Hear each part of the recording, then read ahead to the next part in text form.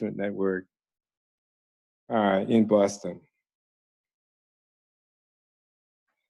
She joined the faculty at Boston University School of Medicine and is currently an associate professor of pediatrics.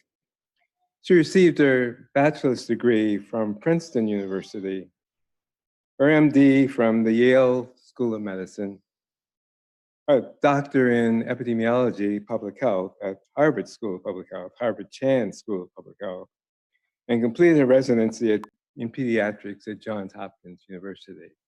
That's quite an education and experience. And it doesn't stop there.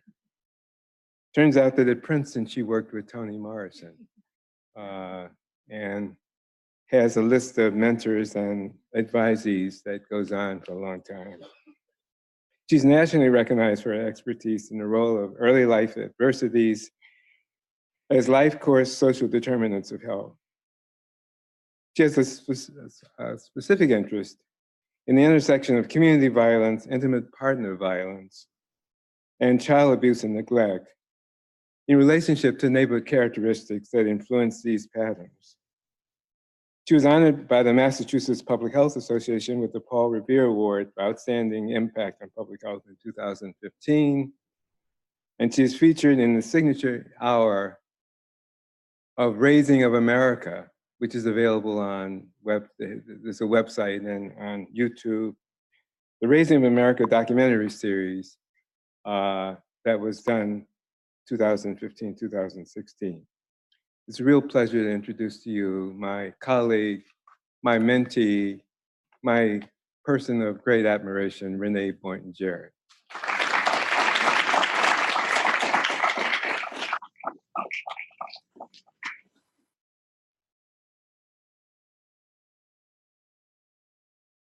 Good morning, everyone. If I can just begin by again acknowledging the rising scientists. I know you each have heard this before, but if I may share it in a slightly different way, you all are the future, and we are depending on your intellect, your creativity, your passion and commitment to carry us forward. And I am so delighted we began the day by celebrating and acknowledging your work. I would like to be able to say that I am honored to be here to celebrate and acknowledge the incredible legacy, the work, and the science of Dr. Tony Earls. But honored doesn't really summarize it for so many reasons. As I stand in this space in this moment, I am reminded of my late father, Ernest Boynton Jr., who was a professor at City University of New York. And so it's a deep honor for me to be here and to know that the institution my father worked as a part of has been affiliated with this incredible Child Mind Institute. And the foresight of the Institute to host such an occasion where we honor rising scientists and we acknowledge that science and our contributions to making this world better are deeply connected to mentorship, relationships, and that standing on the shoulders of giants is a part of how we accelerate and promote a better world.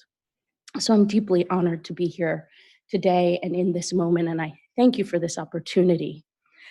I am so honored to be able to speak about Dr. Earls, both through my professional experience of coming to understand his science and my personal relationship with him as a mentor. He is a person who has defied our conventional silos of discipline to cross neuroscience, epidemiology, public health, humanism, ethics, and medicine to bring about research that can speak to entrenched and intractable social challenges and problems that threaten the ability for humans to live a life with dignity. Very much in line with the thinking and the work of the Child Mind Institute as well. So I'm honored to be here today to celebrate him. oops, looks like slides. Okay, so I'll talk a little bit today about the importance of community environment on child well-being, what we mean by community-based solutions to improve systems level changes, and how we can use our understanding of trauma and childhood well-being, social emotional well-being, and mental health to align systems of care and build the capacity of communities to promote the life chances and experiences for every child. So I don't have to tell you all, because I think this is common knowledge now, that what contributes to making children healthy, a very, very small percentage of it, about 10%, comes from healthcare itself. Yet we spend $3.3 trillion a year on healthcare, right? We have a huge focus on healthcare, but we also know profoundly that the social environment and health behaviors and lifestyles as well are major contributions to making children healthy. We also know through, at this point, a huge, irrefutable stack of evidence that investing in early childhood is not only common sense, but it is critically important to determining the health trajectories for children. So we know that there is additional vulnerability in early childhood because of the developing brain. Children are forming their social relationships and attachments, which becomes a basis for future relationships. They are also neurobiologically more sensitive to their social environment. So vulnerability is enhanced by socioeconomic deprivation as well. We also know that there are huge opportunities in early childhood. Early intervention makes a profound difference.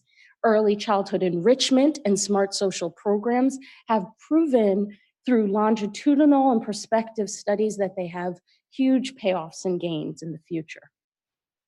And for me, as a young researcher, what drove my career was a deep interest in understanding the way in which your social experiences in early childhood influenced your life chances, your trajectory, your opportunity to achieve and live a life of health and well-being. I was deeply interested in cumulative and chronic adversity in early childhood, both interpersonally and at the level of the community.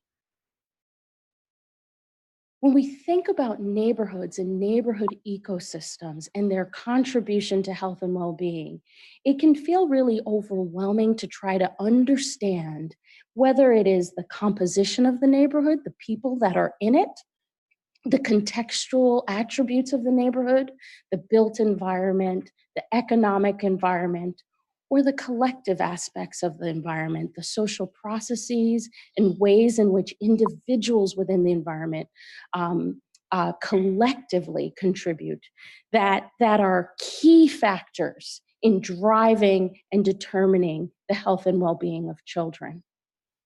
And as I began to do this work and carve this path, it was difficult to really capture and articulate what we have come to understand as we look at numerous social phenomena, as we look at the epidemic of violence within our society.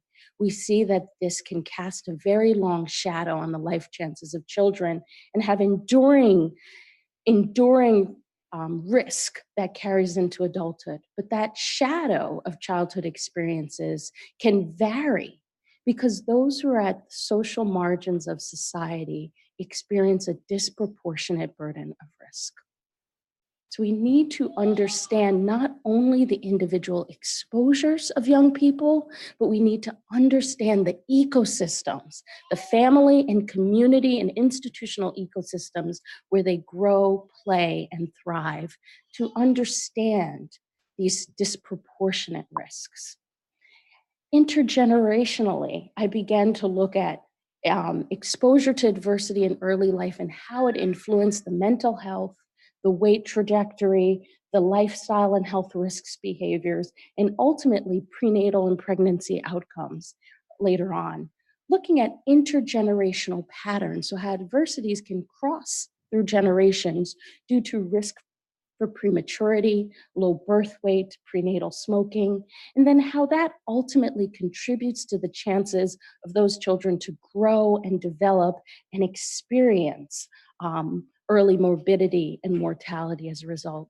So I began to build a research career heavily focused on understanding mechanisms of how early life experiences influence and become embedded in biology, and then how this becomes transmitted within families, this intergenerational transmission process. But I also was very curious about resilience and where resilience comes from. And when we say the word resilience, we often think of traditional ideas about it. We have metaphors and myths in society. Anyone has heard of Paul Bunyan? Steel driver, on his own, beat out the machine, got through the mountainside, but then died of a heart attack on the other end, right? So we have this idea in society that resilience is at the individual level, that resilience is about what that individual themselves can power through. And there's some truth to that. But we also know now scientifically that it comes at a biological cost, right? So the early resilient children are showing early signs of cardiovascular disease. So silently, internally, we see a benefit. But what about resilience at the community level? What about collective resilience? What do we understand about how resilience is created and produced? Can we mobilize resilience at the community level? Is it possible to support and grow resilience? So I'd like to introduce 3 concepts about resilience. We often think about resilience in a one-dimensional way.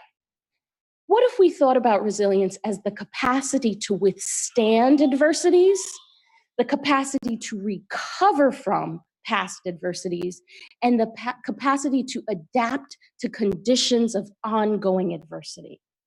If we think about these 3 dimensions of resilience, we can think about all of the ways in which, if you truly want to transform resilience, when we look at research, we think about resilience as more of a dyadic and interactional process.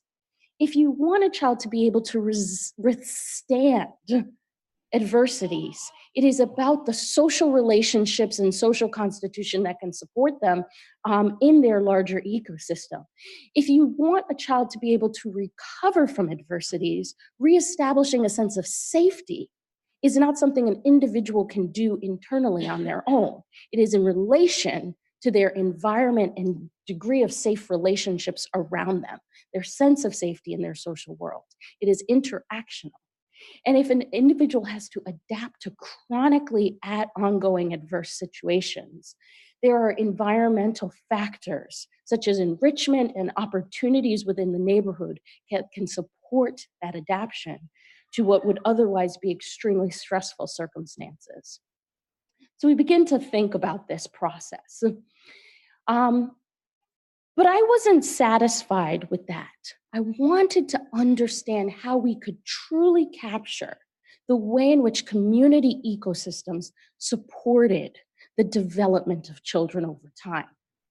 And it was at this point in time that I came to the model, the theory, and the concept of collective efficacy that Dr. Earls has contributed.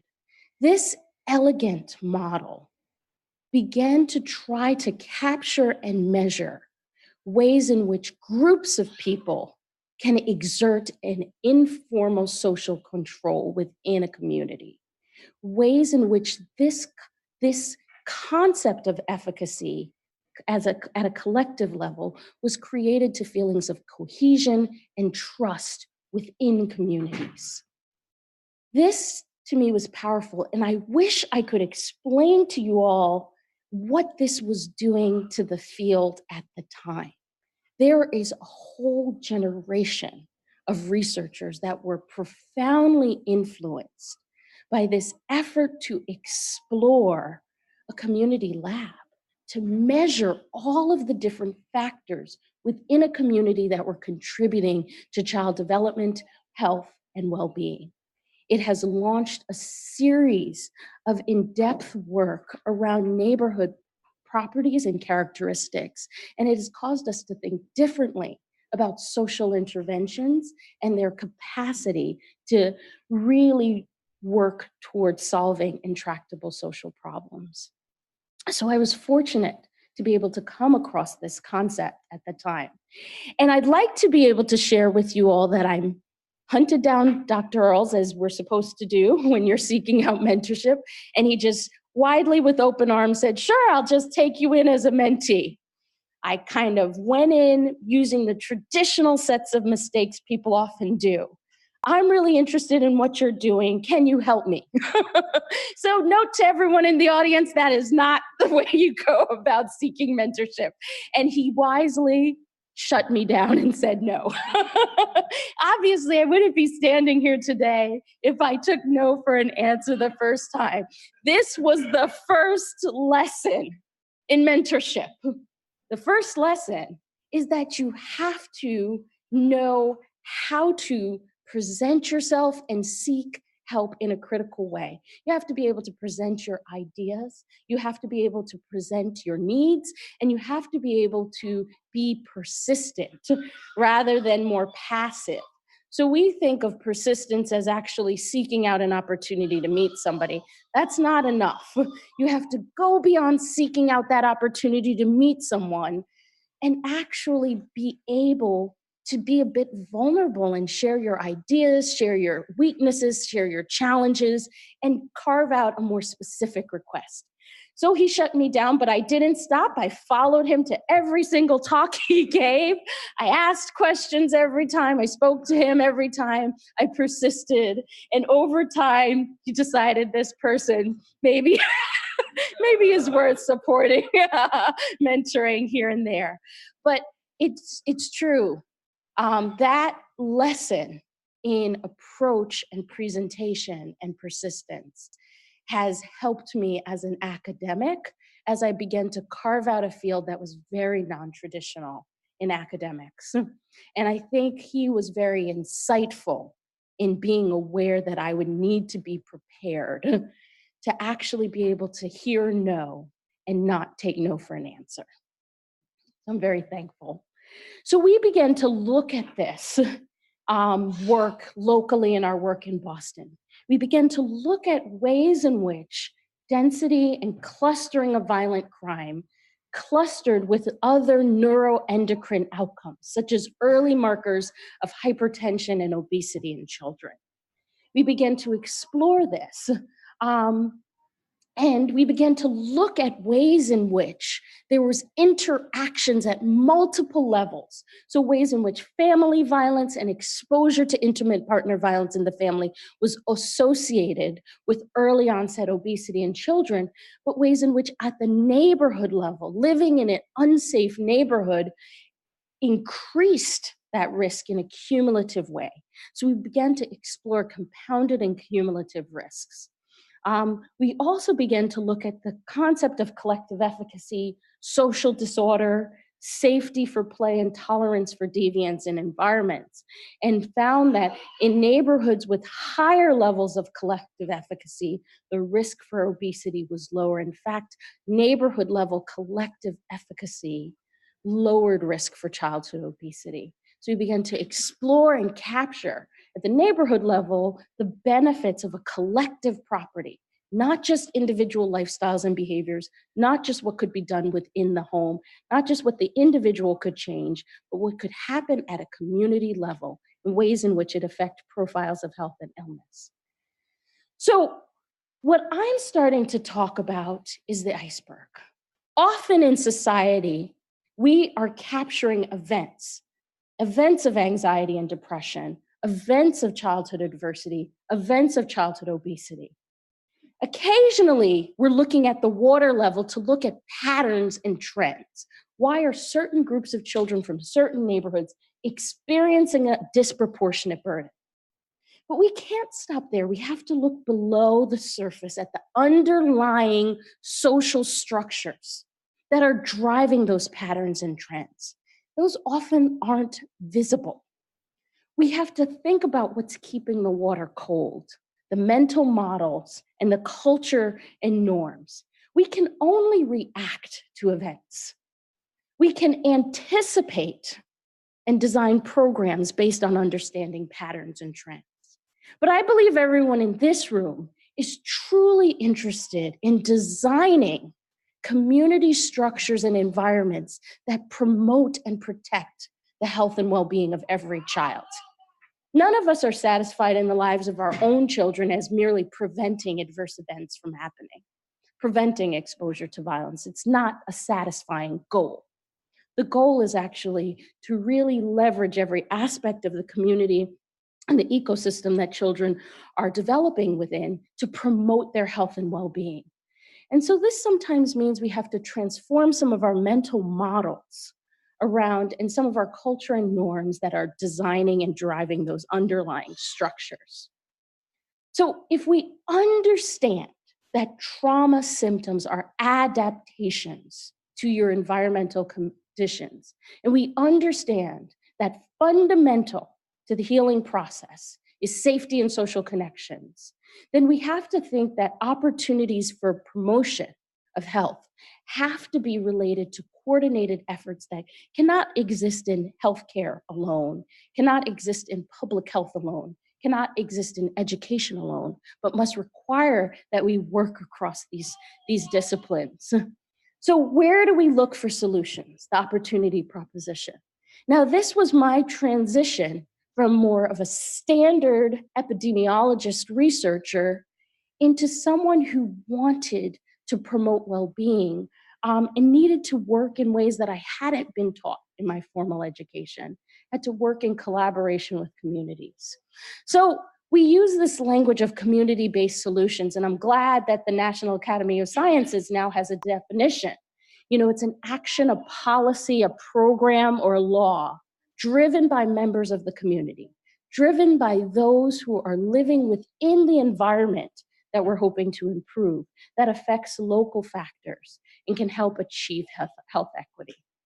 So we began to reorient our focus to think about what would promote social emotional learning and development and well-being for every child in the community. What would promote equity? And we developed Vital Village Network to be a network where we had a space for communication between researchers, practitioners, service providers, and most importantly, members of the community, where we would begin to take the science we understood around collective efficacy and the importance of collective community level factors and apply that to actively promoting well-being. So we really focus on building community capacity, which is not something you would be encouraged to do in my traditional training. Promoting the capacities of communities to promote optimal social emotional well-being of children, and using a trauma-informed framework to align systems of care. If we can use our understanding of the enduring impact of early life adversities and adverse social environments on children to then design ways and bring more partners into the fold of working together. So we focused on that. We know our systems of care are highly siloed. They are funded separately, they use separate language, but we know that the factors that promote resilience for children are all interrelated. You know, so can you engage a broader community in supporting this shared aim, particularly when you're trained in a very specific discipline? How do you do that? So the first thing we did was developed a community of practice. So with Vital Village Network in Boston, we really just focused on identifying and seeking and seeing solutions within the community. Instead of approaching it from a deficit lens, we approached it with a solution finding orientation, expecting that solutions that were driven by the community are already there, and our goal was to identify them and get behind them and support them. Can we catalyze meaningful collaborations that advanced those community-driven solutions further? Can we bring more agencies and resources to the table? Can we foster collective actions that promote equity in this space? And then can we curate and share data and track outcomes over time so we know if that improvements are happening? So a lot of this is really simple and well understood systematic ways of engaging members of the community and creating a space where we invest not only in community, but the investment is by members of the community themselves. We began in very, very simple ways, thinking about a way in which we could capture hubs of collaboration, very, very small, cross-sector, non-traditional partnerships, and how those hubs could then be scaled up by members of the community through collective and civic actions together. So we focus a lot on the engagement of parents and family members and members of the community. We began to measure collective efficacy and measure its change over time. We found in our communities that collective efficacy was associated with higher levels, was strongly correlated with community engagement, strongly correlated with a sense of belonging and being a part of your community, and strongly correlating with the belief that your actions made a difference. So if you want multiple members of the community to be engaged in the effort to promote well-being for every child, feeling a sense of belonging, believing your actions can make a difference, really are a part of why people choose to civically engage. So this was a big insight for us. There's also civic engagement we found was also correlated with trust and feeling that your neighbors were willing to help. So we pay a lot of attention to relationships. We pay a lot of attention to trust. When we look qualitatively at factors that drive levels of civic engagement among people in the community and drive that civil service, we see that a social justice orientation, a community invested orientation are really, truly important. We've written a lot about a lot of what you'll hear about currently in medicine, social determinants of health screening. And we've also thought about ways in which this knowledge that we're driving in the community can also help inform clinical environments to be more patient and family centered, so there can be shared decision making between families and clinicians. Can we make a more comprehensive process that avoids targeted screening? Can we see the effort to improve social emotional learning and development as a universal for every child, not just for targeted groups of families and children? And can we orient this process to be more strengths-based? And if that is our goal, who need to be the invested stakeholders guiding the screening process? Screening not only for risk factors, but also for strengths and protective factors. Well, families need to be a part of that. In order to make something truly strengths-based, we need families at the table. We also have to think about who are we missing? And most often when we're doing work in early childhood and early childhood social emotional development, we're missing fathers, we're missing dads. We have a maternal and child health field in medicine. We have prenatal screening for depression for mothers, not for fathers. We don't have a parallel system to think about the mental health and well-being of fathers to be.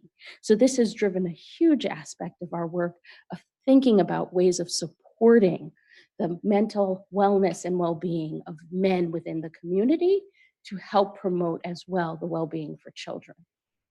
We use human-centered design strategies to make this more accessible to everyone. So a lot of our work is using a quality improvement model and community-based participatory research.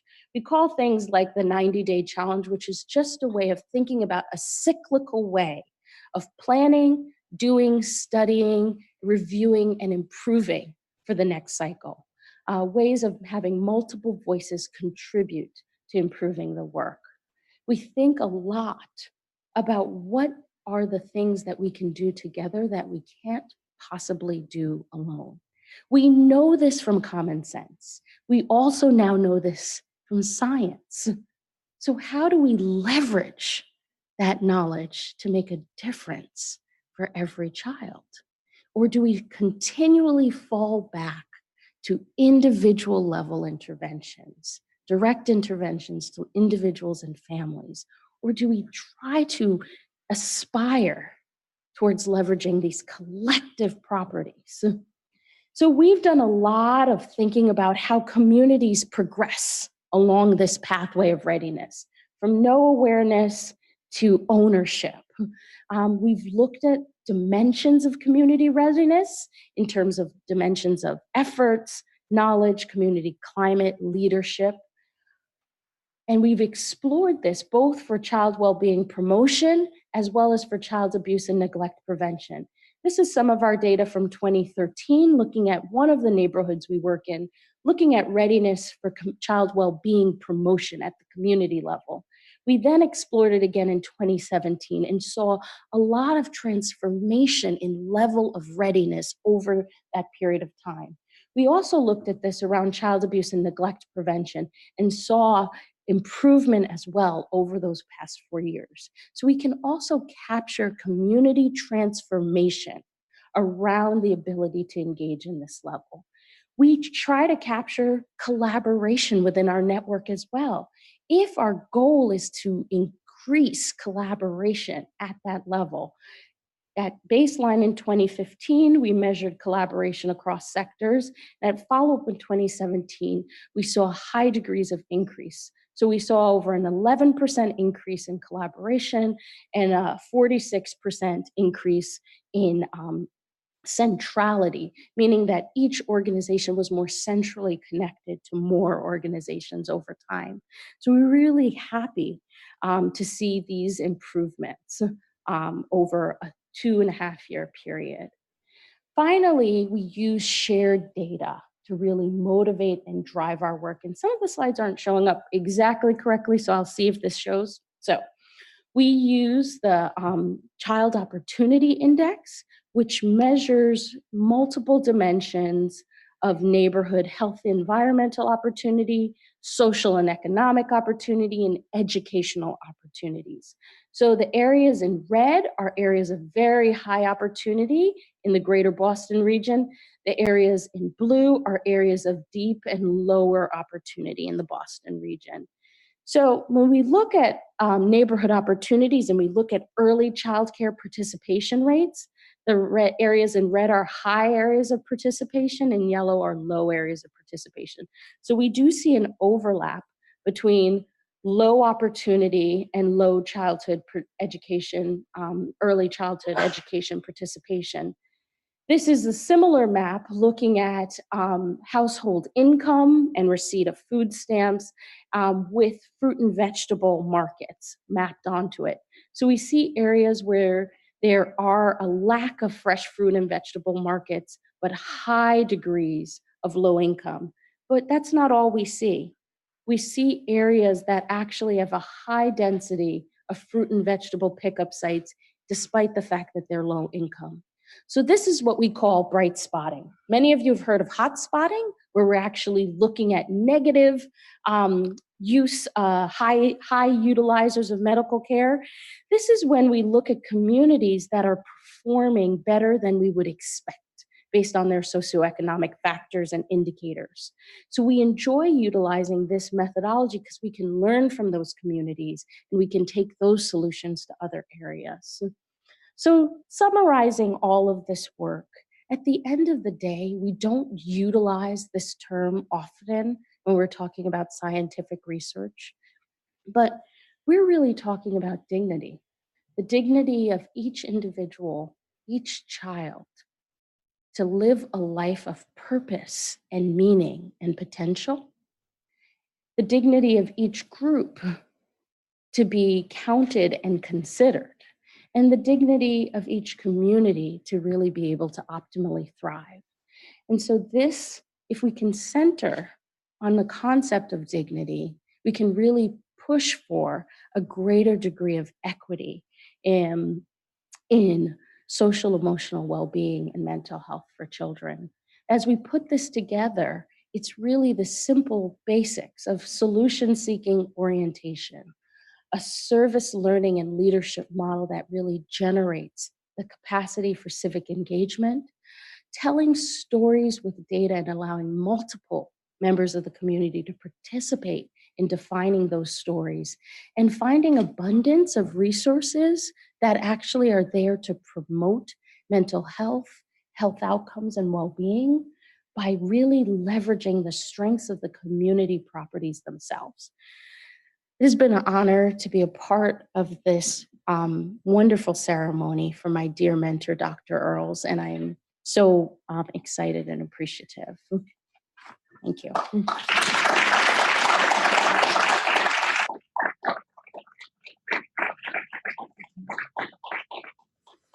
I think I have a few minutes to take questions from the audience if there are any.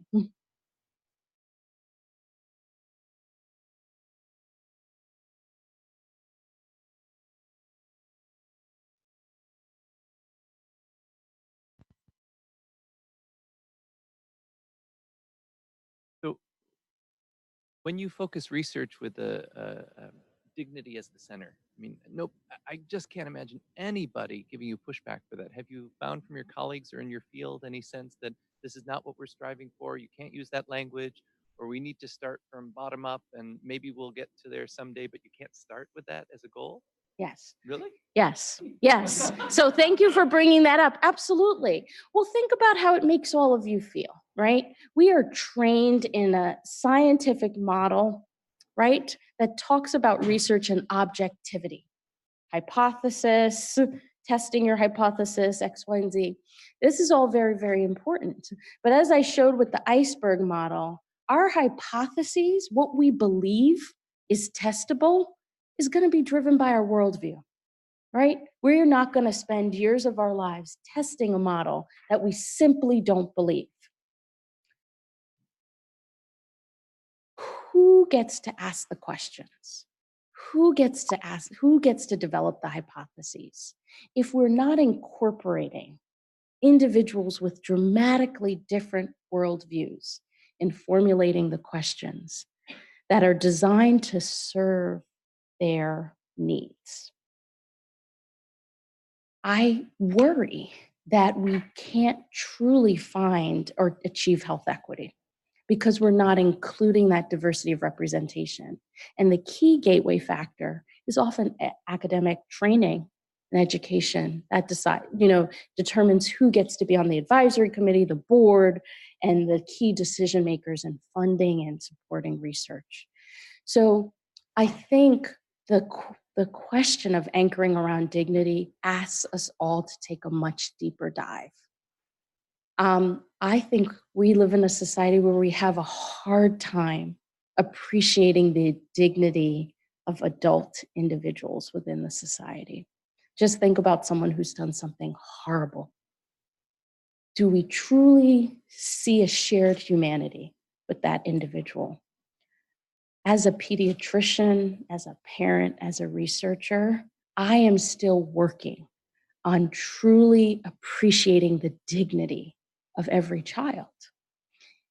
If we thought differently about dignity of children, there would probably be children integrated. Well, there was one beautiful baby here for a little while, but there'd probably be kids running around in here right now because we would have decided that they are on par with all of us around this conversation.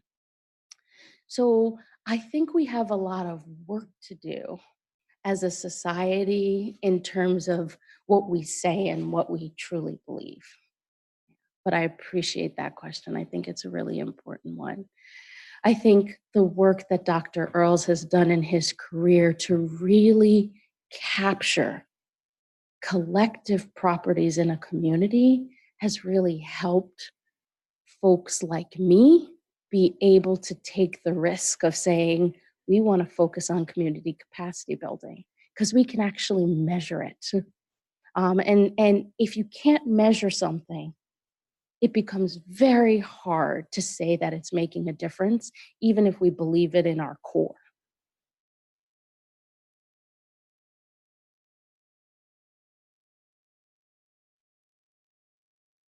Where we had to recruit parents to be able to see how involved they were in the education of their children.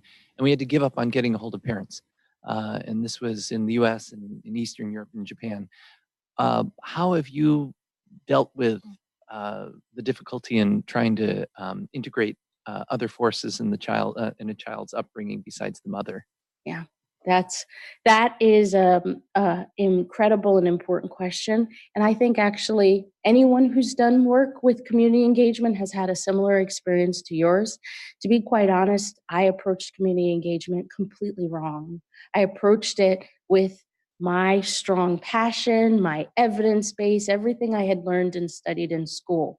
These are the models, this is the evidence base, this is all of the stuff that I want to bring to bear to help solve social challenges. Well, that's a pretty heavy introduction that doesn't leave a lot of room to listen to ideas that might fly in the face of the evidence base, go against the evidence base, not seem feasible from what we understand about how to approach things. What if the parents' questions aren't questions that I value personally? Does that shut them down, right? And so I think there was a lot of work to do around understanding what engagement could be.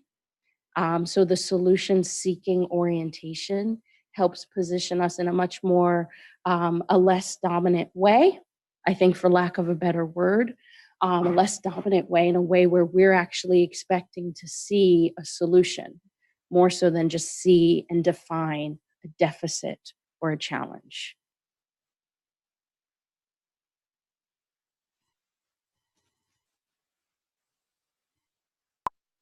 Thank you. We've had conversations where we agree, and we've had conversations where we disagree. I don't like the term resilience. I have problem with the concept and what the concept suggests, that you bounce back or you bounce back stronger than you were before, and that sort of thing. You've made some progress in problematizing resilience. But tell me, what is your current thinking about the importance of continuing to use the term resilience? Yeah, I think, Dr. Earls, you bring up a great point about language. And we have a stock story in our social fiber, our social fabric about resilience as individualistic and as this process of kind of bouncing back and coming forward, right?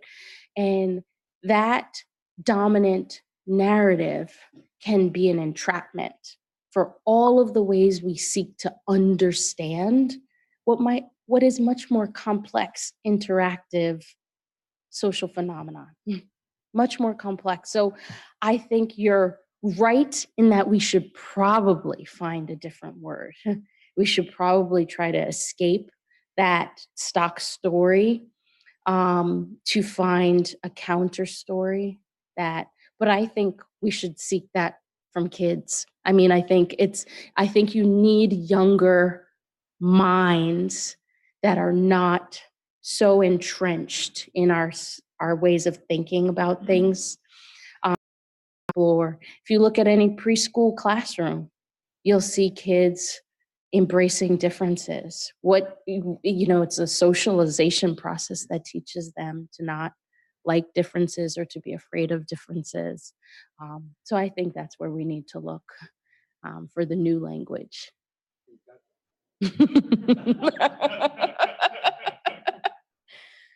Thank you.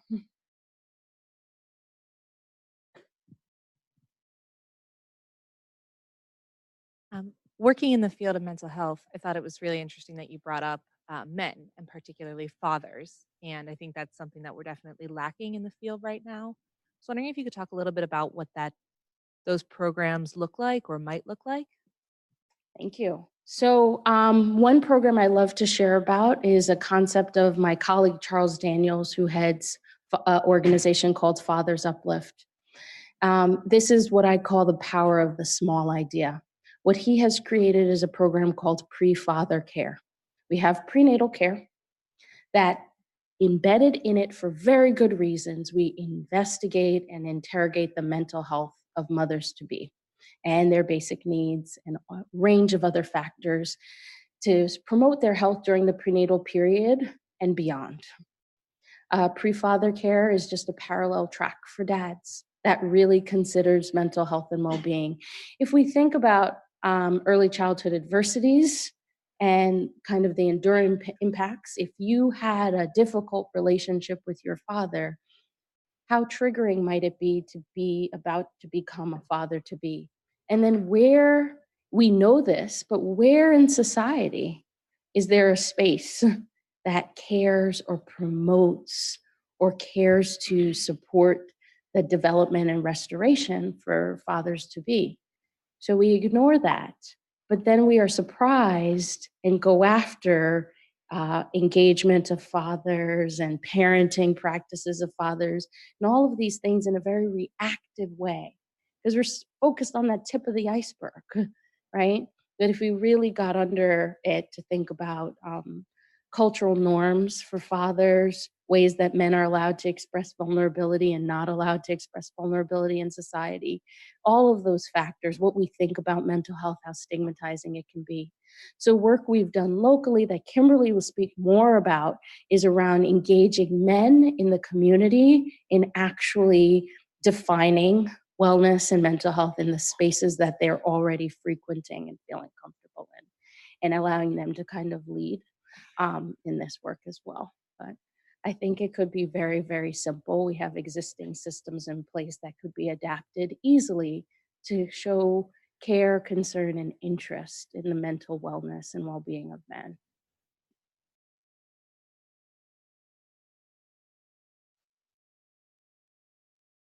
You spoke earlier about how it's important to identify existing solutions rather than just thinking about creating new ones. Can you speak more on about like what methodologies you use in order to reach that? Thank you so much for asking that question. I appreciate it. So there is a field of community-based participatory research that has been well defined, and there are all sorts of ways to engage members of the community in a participatory and action-oriented way in shaping the research questions, the methodology, and the actual interpretation and collection of the data as well. We have wedded community-based research practices with quality improvement strategies. So there's a lot of interest in innovation. Innovation is so important. There's a lot of interest in improving and iterative learning, but we find that the community-based participatory research principles helps us understand how to engage a diverse group of people in that process without quieting some voices and making others louder. So we've learned a lot from what's already in existence and kind of put it together in a different way. I think that's the last question I'm allowed to have. I just saw that end sign, but thank you all so much.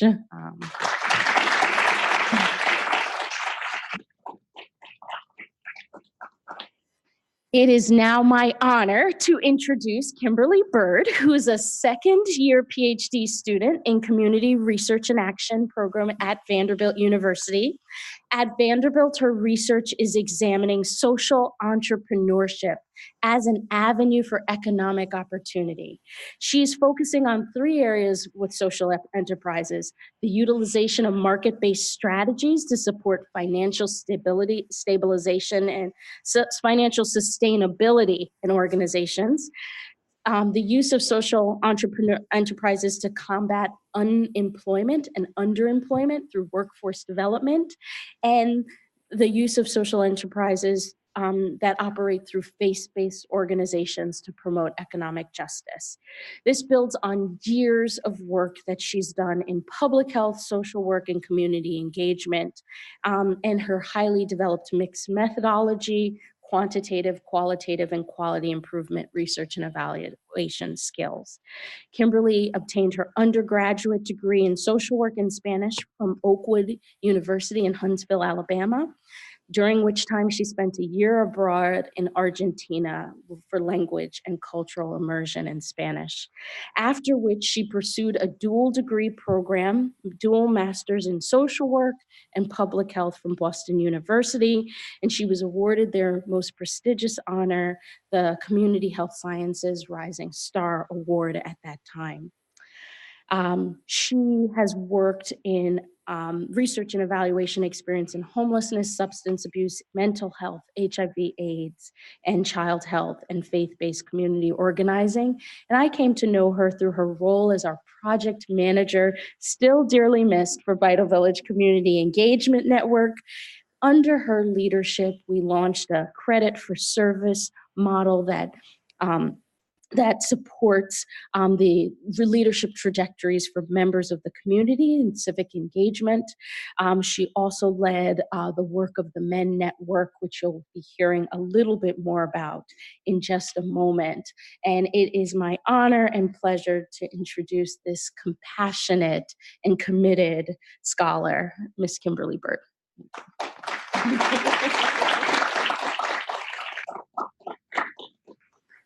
Good morning, everyone. I'm so happy to be here and inspired by this morning's honorees, and just this space is wonderful for me. So this is my title talk, as you've seen in the book. My use of the word all is deliberate here. So as I present, I ask you to reflect on this use of all power and not just power. I want to begin by sharing my path to this point.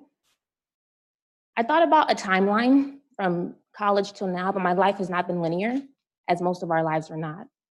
My life has intersected and overlapped in very strange and wonderful ways. So I thought of this interconnected web of experiences to show my path. Renee shared my undergrad and grad experiences, time in the South, social work in Spanish, Boston University, public health and social work, and now at Vanderbilt. And along this road, it's been thinking about power and resources and the ways that we can serve communities more effectively. During my time at BU, I became a researcher, a budding researcher, spent time working in social behavioral research, but just wanted to think more about research being community-driven, what that means for people who are from neighborhoods experiencing problems to be able to drive our answers and solutions more effectively. And I met Renee, and my life was forever changed. So I'll spend some time this morning discussing my time at Vital Village Network and my current work at Vanderbilt.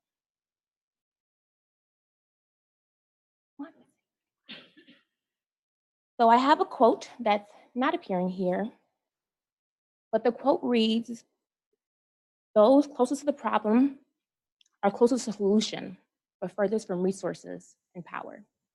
So oftentimes our thoughts about solutions are top-down, grass tops to grassroots, as they might say. But at Vital Village Network, we thought very carefully about how to shift that power and shift resources to where it matters most. And I'll spend some time now talking about our initiatives in that area.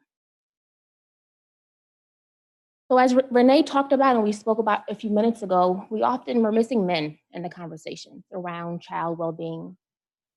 We thought deliberately about how to target men more effectively and what it meant to target others' uplift and those in Boston who were thinking about men and boys and the ways to better engage them. This work grew and evolved quickly. And 2 years ago, we were invited to develop this action plan to think about mental well-being among men of color. So what does it mean to involve men in creating their own solutions and having this conversation with them more effectively? So with the action plan, we work with 3 CDCs in Boston, public health organization, and also economic development organization, with all men of color from various backgrounds who were committed to this conversation. And it was very important that our action plan be community-driven and culturally responsive, not something that we thought of on our own, but men were able to design and create for themselves. With this action plan, one of our men talked about how men of color are often deficit-laden in the narratives we hear. It's always negative things surrounding their experiences. So how can we think about assets and strengths more effectively? And he posed the question we asked, what makes you great? As a survey question. It's kind of unconventional, but it was a really interesting way to open a survey and think about assets. For the focus group design, similarly, we didn't want to just have this conversation that felt invasive or obtrusive or uncomfortable, and thought about the use of film, a documentary that talked about masculinity and the ways that men experience the world. The focus group, we used the film, showed some clips, and men were just moved to almost tears, many of them, seeing their stories on film, people just like them, experiences like their own, of mental well-being, masculinity, and the ways they operate in society. What was surprising to me about a research process, it was the gratitude we heard. People were just elated to be talking about the conversation of mental health, talking with men of color, to men of color, and just really moved by the conversations we were having on this topic. We were able to do 55 men focus groups and surveys for 174 people around this topic of mental well-being. Another important inclusion in this process was the community champions. So men from the neighborhoods who were religious leaders, mental health providers, educators, organizers, people who really care deeply about their neighborhoods and having their voice be central in our conversation.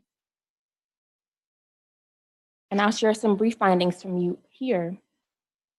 We saw recurring themes in the focus group around individuality, vulnerability, loneliness, socialization, self-defeating behavior, and lack of support for men of color. For our surveys, we were asking about sources of stress and ways to combat that stress men experience. And they said raising children, criminal justice involvement, finding a job, finding affordable housing, and were the most endorsed sources of stress for them as well. They were seeking support from many sources for these needs, but many were looking at organizations and less for the government for support. And this finding was striking for us being in Boston with saturation of healthcare providers. Less than half reported being in good or excellent health, and less than half see a doctor. So there's obviously a gap there that we can address with this program, this initiative.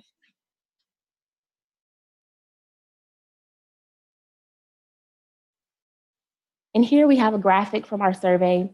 The red bar is the most endorsed stressors. So we see finding a job, managing finances, police and court involvement as sources of stress for men. So again, how can we combat that with community-based solutions for men of color? At the conclusion of this, they wanted to really have a clear goal and aim, and they wanted to increase hope. I just love that asset-based approach to thinking about well-being and mental health. And we thought about the provision of financial stability resources, anti-displacement, and mental well-being, and that using our expertise as organizations to then mobilize men around this. And we wanted a name that was catchy and could have a logo. We came up with the Male Engagement Network, men, making connections. And it's really a place of success. How do you build paths to success and think about barriers to potential and opportunity and the ways that we can collectively respond more effectively? We want to be a space of safety and liberation for men of color as well. We can come together where they can receive and give support, learn and teach, and heal and be healed. So just, again, a community-based solution as Renee outlined in her presentation. Our next initiative is on child advocacy and a program we thought about how to better advocate for children and families. And in conversations with parents, many of them were in school, are people engaged in the network. We were surprised because they were so involved. They were in every possible task force, committee, PTO, any range of things, but managing children and families and school and work. And we're just really intrigued by that. And many of them were putting off school enrollment or delaying things because of their other responsibilities. We thought about how we can merge this community civic engagement with school aspirations, education, and thinking about service learning and degree earning opportunities through civic engagement. So we conducted a needs assessment to look at this more concretely. And here you see some findings. Over half desired a degree, but they were delaying enrollment because of priorities, whether it be work or any range of parenting responsibilities that inhibited that process. And we saw that 3/4 would pursue a degree if they were awarded credit for the community service. They're already in the field, already engaged. Why not add a benefit to them that will help their career and their well-being as well? So through some relationship building, we met Urban College of Boston, which is a wonderful school, a 2-year college that thinks about the untraditional learner. The average age there is 35 years old of the students. Almost 100% work full-time. Over half have been out of school for almost 10 years. Almost 80% are non-English speakers, and 90% are students of color. So this conversation, we saw a synergy in the mission, the strategy, and the population of people there. And we were invited to launch a course there on advocacy in fall 2016. And advocacy was a deliberate choice. We could have done a range of classes, but they were all advocates to navigate a world of injustice and lack of opportunity. They had the skill, so why not award a college credit for this skill they already possessed? In fall 2016, they thought about policies around adolescent mental health, immigration, homelessness, and children with special needs. And in the spring course, they partnered with nonprofits in Boston who were thinking about education reform, juvenile justice, and welfare. And in fall of last year, we piloted a certificate program at the school. And it was very important to move from a class to certificate program because it was a credential. It was a way to boost your resume, to now have this career building space, more than just a course. It was a thing you can concretely attach to your experiences. And this shows our progress over the last 3 years, and will continue to grow and evolve. But this has been a really wonderful way to think about civic engagement being a tool for career opportunities as well. And lastly, we worked on a program called SCALE. And SCALE taught us how to use quality improvement for community health promotion. Those tools are often not merged effectively. But in this time, we were working with coalitions across the US who wanted to be more effective in their change efforts around community health and well-being. We saw this pyramid often, thinking about results and process and relationships. And this is how I frame my work now. So I had this experience about a village network around these 3 areas and was able to then move into this work that I'm currently focusing on. And I did much about a village. I captured some concrete experiences here, but it was a really formative time for me, thinking about my career. After my master's program, I wanted to do a PhD. I had intentions of that, but I didn't know exactly what. And I can't imagine being where I am now without Renee and Violet Village Network. Her compassion, her humility, perseverance, her patience, and her vision are inspiration for me then and now. And at our time there, we were forced to think about power and resources and how communities are created and sustained. And I knew I had to think differently about research in my time. So I looked at PhD programs and found one that suited my interest around equity and justice and social opportunity. And I then went to Vanderbilt University. So where I am now is this large question of economic opportunity that affects so much of our communities, how we can think more about that at a larger scale. So I think about social enterprises as a way to promote economic opportunity. And social enterprise is a very broad term, but it refers to organizations that are using business in social impact ways. It may be a nonprofit, a for-profit, in between, but how do you merge business strategies with social impact effectively? So my goal is to think about how we can make equitable, inclusive strategies around economic opportunity. People who experience injustice, how are we designing solutions for them and by them? How can we involve them in this process more effectively? And how can we combat underemployment? We think about unemployment often, but how can we create jobs that are dignifying and high quality and mobility embedded in them as well? How can we have solutions that are community specific and specific to context, that aren't just top down? People from the neighborhoods can create and design them and think about those effectively. Relationships are everything. Wherever we go, how we cultivate trust, how we build connections, how we value lived experience, and how we establish mutuality. What does it mean to work in mutual benefit for our communities as well? And my desired results to see is those that can sustain their work over time. We want people to be in communities and remain there and not be bound by grants and donors, but really live and thrive in these communities and help neighborhoods just to be revitalized effectively. And I just want you to think in your own work about resources. Who has power? The solutions, who is creating them? Who's driving them? And if they're not from people who are experiencing injustice, how can that change? And what's your role in creating that change? Thank you so much.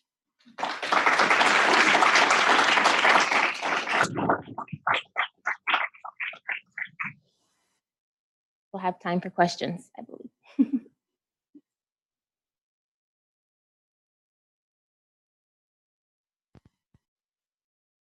In Spike Lee's Do the Right Thing, there's a wonderful character called the mayor. Have you encountered such people in your research?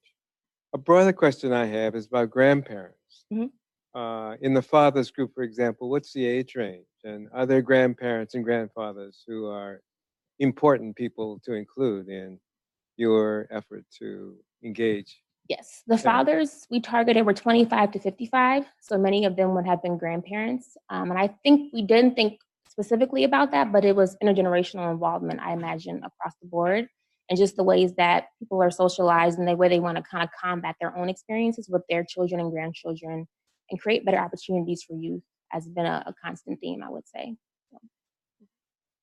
But it's a question I have in a way that I would love to see communities work across generations to think about all of us, from children to older adults, in ways we can have solutions that are collective for all people. Yes. So when you were saying that those who are closest to the problem could be closest to the solution, but lacking resources. So it sounded like I really like the idea of the use of film and trying to connect people vicariously with others with similar experiences, that they were emotionally engaged. And it seems to me there's a certain level of detachment to be able to represent through film somebody you're not interacting with face to face, where you're exposing your vulnerabilities, not just to somebody who's coordinating a research project, but to the people who are suffering those problems. How much in your work, I hope I didn't miss it, but if you could talk about how much in your work you weren't engaging males who were not just for the problems that they're suffering, because many of the plots were about how they're suffering, but what kinds of solutions they would see. And in these social enterprises that you're working toward, how much you can engage them to try and engage them in a positive light, to be able to say, from my experiences, I would imagine this, that, or the other thing. I think a lot of men think about existing spaces that exist that we aren't engaging, like barbershops, for example, like in Black and Latino communities, for one, they flock there. It's a space of community, a space of conversation. So how can we then think about mental health in those environments and the ways that men congregate?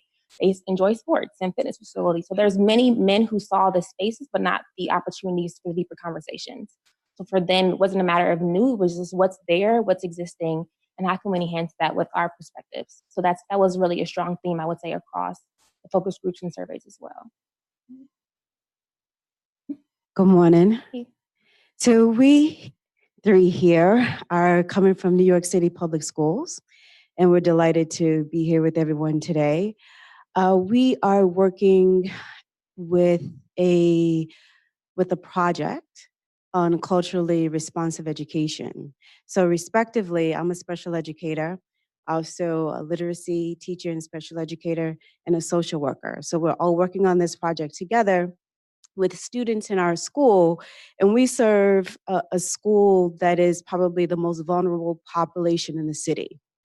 And we have been using film. One of the films is likened to your title, All Power to the People. So we've shown Black Panther Party. We're currently using 13th to help our young people to understand a book that a film premieres tonight for The Hate U Give.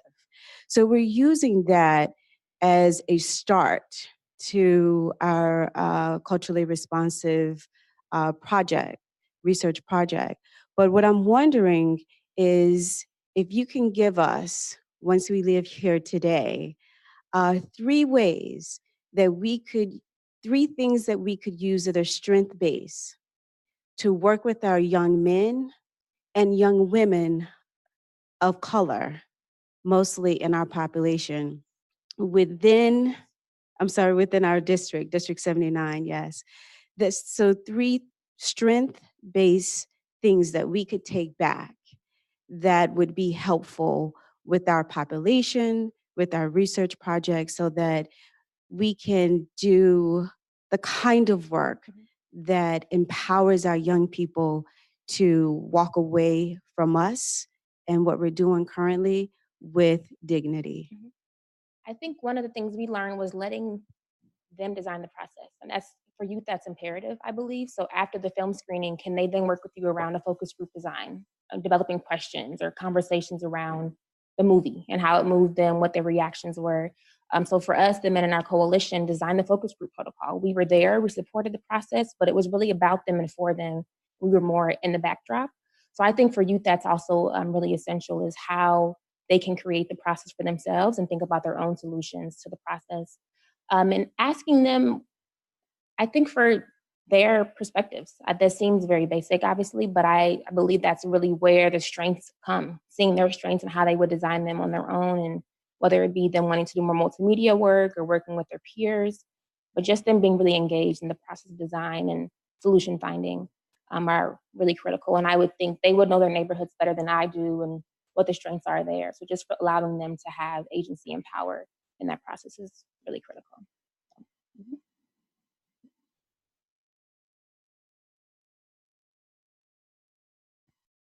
Thank you for your presentation. It was very enlightening. A lot of the conversation so far has been about the community sort of leading the conversation.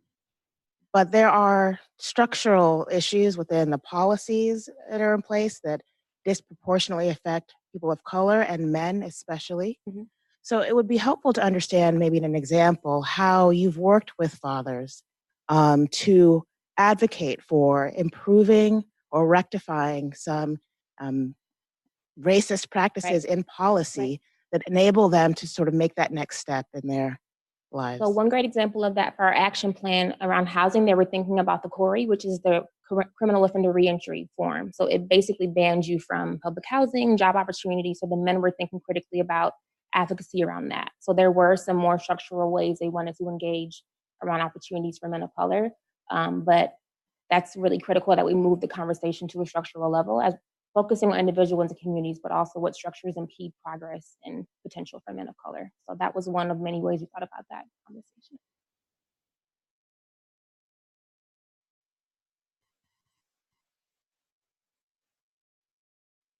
Thank you so much.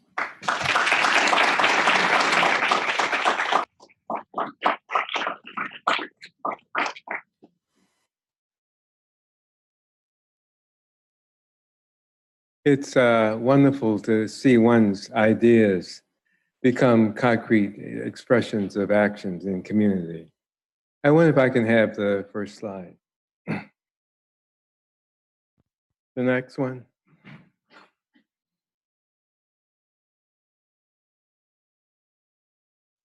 So at the outset, I should explain that collective efficacy is a scientific concept first formulated by Albert Bandura, who is known around the world for his work on self-efficacy, which we use in lots of psychological and social fields of research and action.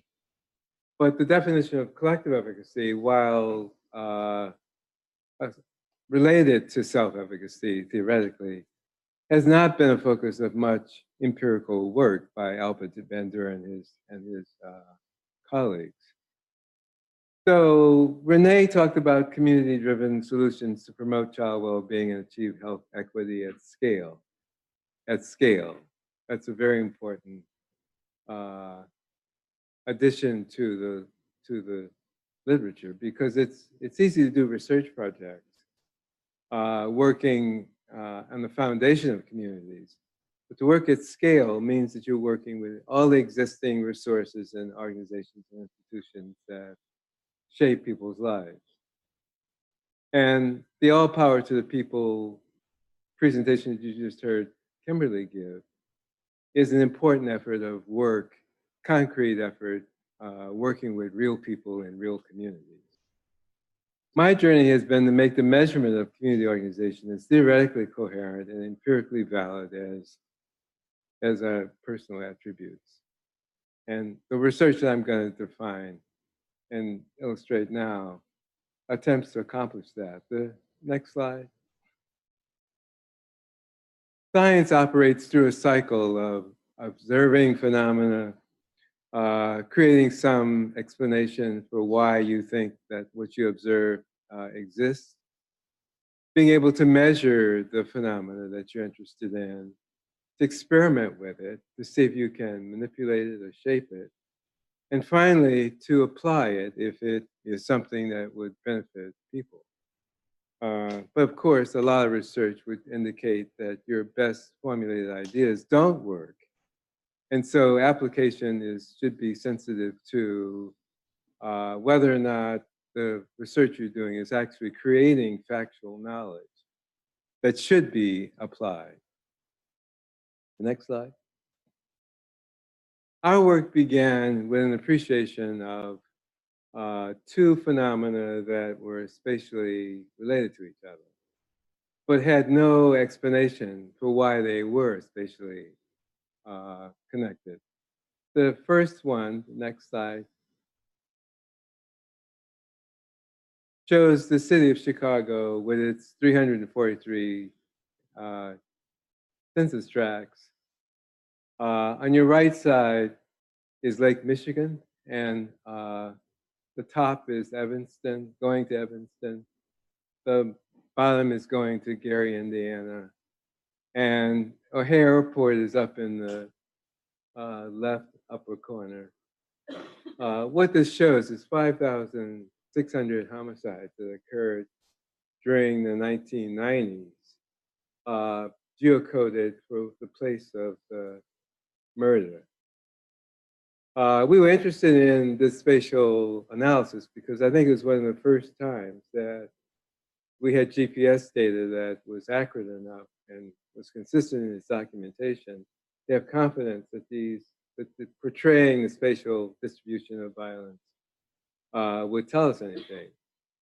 What this map shows you is that on the west side of Chicago in Austin neighborhood, and I was around there, there's a cluster, a very intense cluster of homicides occurring. About one or two every week, in fact.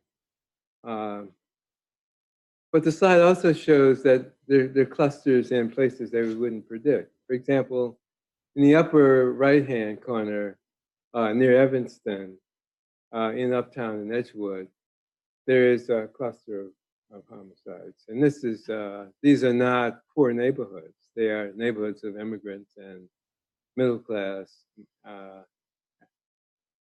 European Americans.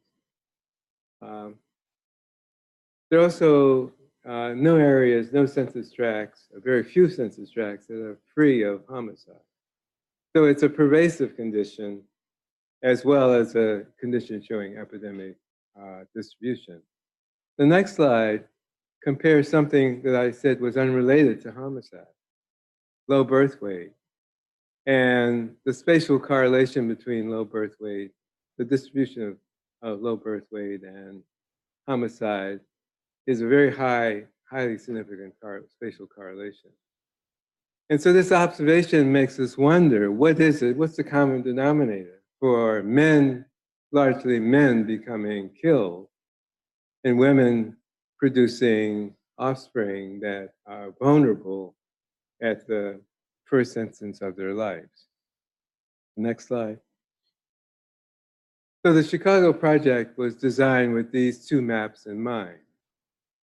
We wanted to connect the dots, if you might say. We wanted to study development from birth to age 25 to capture the vicissitudes of neighborhood, family, and individual differences. And to do that, we had to do an independent community survey, not dependent on the participants in the longitudinal study, because the longitudinal study were of 7 age cohorts of children and their parents who represented a tiny fraction of people who live in the community. So the community is composed of older people, people who don't have children. So the community survey had to be done independently of the longitudinal study, but there were 3 waves of health and behavioral data collected on 7 age cohorts of children from birth to 18. And at the same time, we didn't want to rely on what people say about communities or what they believe about their communities. We wanted to take videotape of those communities so we could see and analyze across this diverse city how social life actually looked.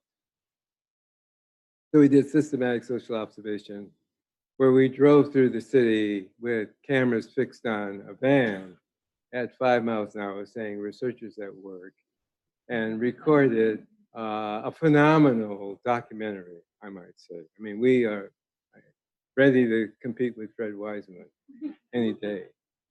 The next slide shows the longitudinal design. So this is what the 7 cohorts look like. But simultaneously in every neighborhood, we collected a sample, a probability sample of children aged 0, 3, 6, 9, 12, 15, and 18. And the idea, the logic was to study developmental processes like language and reading that stretch across these cohorts in a way that we could splice together adjacent cohorts into an accelerated longitudinal design. So in 7 years, the birth cohort would be 7 years old, overlapping with the 3 and 6-year-old cohorts. And the 18-year-old cohort would be 25 years of age. And that was important because it takes you through both the ascending limb of the age crime curve and the descending limb of the curve. So we focus a lot on the reasons why there's an accelerated rate of violence in teenagers. But we haven't done much work about what happens as they mature. And the crime rate drops precipitously between ages 22 and 25 or 27, 28. So this study was aimed to capture the entire experience of developing through the high-risk period of age 25. Next slide. So an important theoretical advance was to take Bandura's term, collective efficacy, and work with it so that it could become a valid measure. That we measure individual characteristics in parenting and families, mental health, depression of children, and so forth. But we had not really come up with a measure of community functioning. And so we had to stop the design and create a measure of collective efficacy that was reliable and valid enough to compete in a multi-level analysis. It would be wrong-headed to measure community poorly in a multi-level design and only come out with what we already suspect to be the case, that individual factors are important. So I want to stress the fact that a great deal of effort was put into raising the level conceptually and as a measure of collective efficacy to have this capacity to validly pick out the important vector that community factors might play. It's also important to emphasize the concept of agency, that unlike social capital, which we use a lot as a stock of relationships, that we wanted a measure that incorporated action and engagement, not just trust and cohesion. And we were aware of the fact that strong ties don't exist in urban communities the way they did in villages, where people know each other by name and then their families get together and that sort of thing. And in urban environments, people don't have to know each other to believe that they live in a safe community. And so it was important to capture that characteristic in the measurement. The next slide gives an example of the kind of questions we asked to 8,000 people in the 300 neighborhoods. And this is the action component of collective efficacy. That children, would neighbors take action if children were skipping school, spray painting graffiti, showing disrespect to adults, fighting in front of your house? What would happen if the city were to close a library or a fire station? And the questions these questions are phrased as something you believe in or don't believe in. It doesn't ask you whether or not you would do something. It's trying to capture your sense of the environment that you live in. And we also measured trust and supervision and care of children and people willing to help. But these measures of social cohesion and trust were less important in the equations that we developed than in formal social control. And so collective efficacy is predominantly a factor of this informal way that doesn't rely on police or other agents in the neighborhood, but something that your neighbors do without the assistance of, without the encouragement or impact of local players and institutional players like police and teachers and so forth. The next slide shows the model that we developed to test this association between community, family, and individual differences, and the covariates of gender and family background and so forth, and the various ways. So the equations had to capture these interactions as well as being large enough to have validity in the analysis that we're doing. The next slide shows one of the results that related to the science paper that Renee showed, that we had been thinking of communities as being poor, as being stable, immigration concentration. These are demographic characteristics that define the kind of people that live there, the types of people who live there. Poor people, immigrants, Mexicans, working class people. But it doesn't tell you what the function of the neighborhood is. And so what we did was to measure these common demographic indicators, but add to the equation a new dimension of social functioning of neighborhoods called collective efficacy. And you'll see what the collective efficacy did in model 2 was that it produced a positive effect. It's a negative correlation because it's a negative outcome. But it produced a protective effect on the neighborhood that was stronger than concentrated poverty and the other demographic indicators. And so what was happening here is that we were showing that collective efficacy could override those demographic conditions that we had traditionally used. So this is beginning to put collective efficacy on the map and making the term as important as self-efficacy is in individual development. The next slide shows the map of collective efficacy that we ended up with. And we thought that this was an extremely valuable map for the city of Chicago, for the mayor and for the city council to understand, because it shows that there are zones of Chicago highly correlated with the bad outcomes that I started with on the map of murder and low birth weight that have high collective efficacy, but they're neighborhoods that have generated high collective efficacy that are surrounded by neighborhoods that are low in collective efficacy. The question is, how does this community surrounded by low functioning neighborhoods mobilize itself to generate a high collective efficacy area? The interesting thing is that these neighborhoods that had high collective efficacy in zones of low collective efficacy were all African American neighborhoods. The reverse of that was to find neighborhoods that had low collective efficacy surrounded by communities of high collective efficacy. They were spatially advantaged, we said. They turned out to be mostly European American neighborhoods and some immigrant neighborhoods.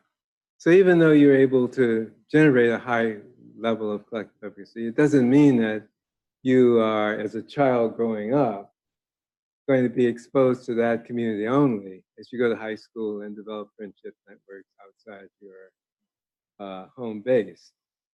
And so this neighborhood, this map, was not meant to be a static map of 1997, but a moving map where the city would embrace the collection of data on collective efficacy over time to see how things were changing as immigration patterns changed and economic opportunities got better or worse, and police used community policing techniques and that sort of thing. The next slide. We were surprised to find that collective efficacy had even a broader effect on outcomes than we had originally thought. Renee brought up some of those in her talk. One of the interests we had was in sexually transmitted diseases because we thought of Chicago as a world city. And with the HIV epidemic being at a very high level in the 1990s, that we were in a position to look at collective efficacy as it relates to HIV risk and sexually transmitted diseases. So one of the variables that was important in this was age of first intercourse. And this is a hazard time length analysis that shows that boys living in high collective efficacy neighborhoods had a 1.5 year delay of becoming sexually active. If you could translate that to an epidemic area of HIV, this delay in sexual initiation, you'd be at the beginning of having a significant impact on reducing the seriousness of the epidemic. The model doesn't work for girls.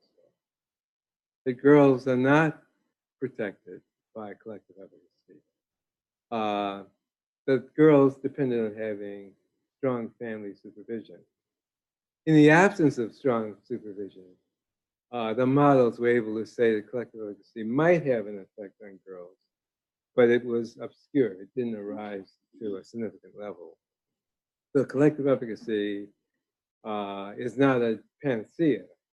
It works according to the condition, along with other factors that we should take into consideration. The next slide. So similar results have occurred in asthma and birth weight, and as Renee said, in overweight and obesity, mental health, violent behavior. So I just show this to indicate that collective efficacy has this broad effect across many outcomes that are not biologically related to each other. The next slide. I made a transition. I mean, collective efficacy caused me to think deeply about the training I had and the orientation I had to community and families and individuals. And I think that I changed my mind and became a true health promotion, public health doctor. So I call it my transition from repair to promotion. The next slide. Defined health promotion. And although many of you already know this, I think it's important to read the definition of health promotion. Process of establishing people to increase control over and to improve their health. It moves beyond a focus on individual behavior towards a wide range of social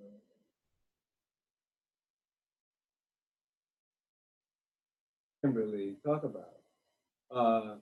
The important word in that paragraph is that's what we want to get a sense of, is how to control. When does a community control? When does it have the power, as Kimberly said, to control its destiny? So the research is now poised at the experimental phase. What would it be like to design an experiment where we deliberately try to increase the community's sense of control over its own destiny? The next slide. We had to do some theoretical work that collective efficacy is not a term that applies equally to all types of neighborhoods. That you can have a racist community have high collective efficacy. And indeed in Chicago, there were neighborhoods that resisted people who looked different from the members of those communities moving in, real estate efforts, but they had high collective efficacy. So do we want to promote an intervention that increases restrictive collective efficacy as opposed to inclusive collective efficacy? So we have to think about freedom and opportunity and how it works. And in addition to Albert Bandura and Brockenbrenner for social ecology, we found the work of Amartya Sen, the Nobel laureate 1998, who worked on human capability and important new definitions of poverty.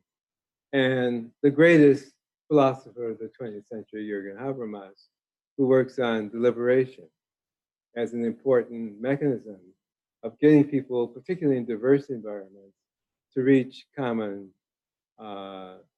verdicts, common opinions, common decisions about their well-being. The next slide. We're also aware that that childhood as a social phenomenon, as a historical phenomenon, was changing in the 20th century. And perhaps the most important landmark for that was the UN Convention on the Rights of the Child, that declare that children have a right to participate in their community. The convention was passed by the General Assembly of the United Nations in 1989, 1990, and it quickly became the most widely ratified convention, human rights convention, that the UN had ever formulated. So you had the whole world, except for the United States, being committed to look at its legislation and look at its policies through a child rights community, children's participation.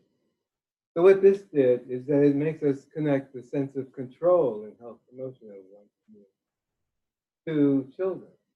That children should be in a position to have that sense of control that Renee said would be here if the children were present and running around the audience and being delighted that we were interested in their welfare. Next slide. So at the tail end of the Chicago project, once we had demonstrated the importance of collective efficacy and become famous for that, that we actually stopped our work and our survey work and decided to work with small groups of young people around the feasibility of their adopting the Convention on the Rights of the Child as a foundation for them thinking about their role and their lives in community. So we worked with 10 children for 3 years. And they participated in a conference on child rights. We consulted them about the measurement of exposure to violence. The measures that we were using were reliable and valid, but they were based on adult definitions and adult ideas about exposure to violence. One of the things we found out when we opened the door to have children report honestly about and safely about their perception of exposure to violence, that they came up with different ideas. We never thought about walking through security posts to go to high school was exposure to violence.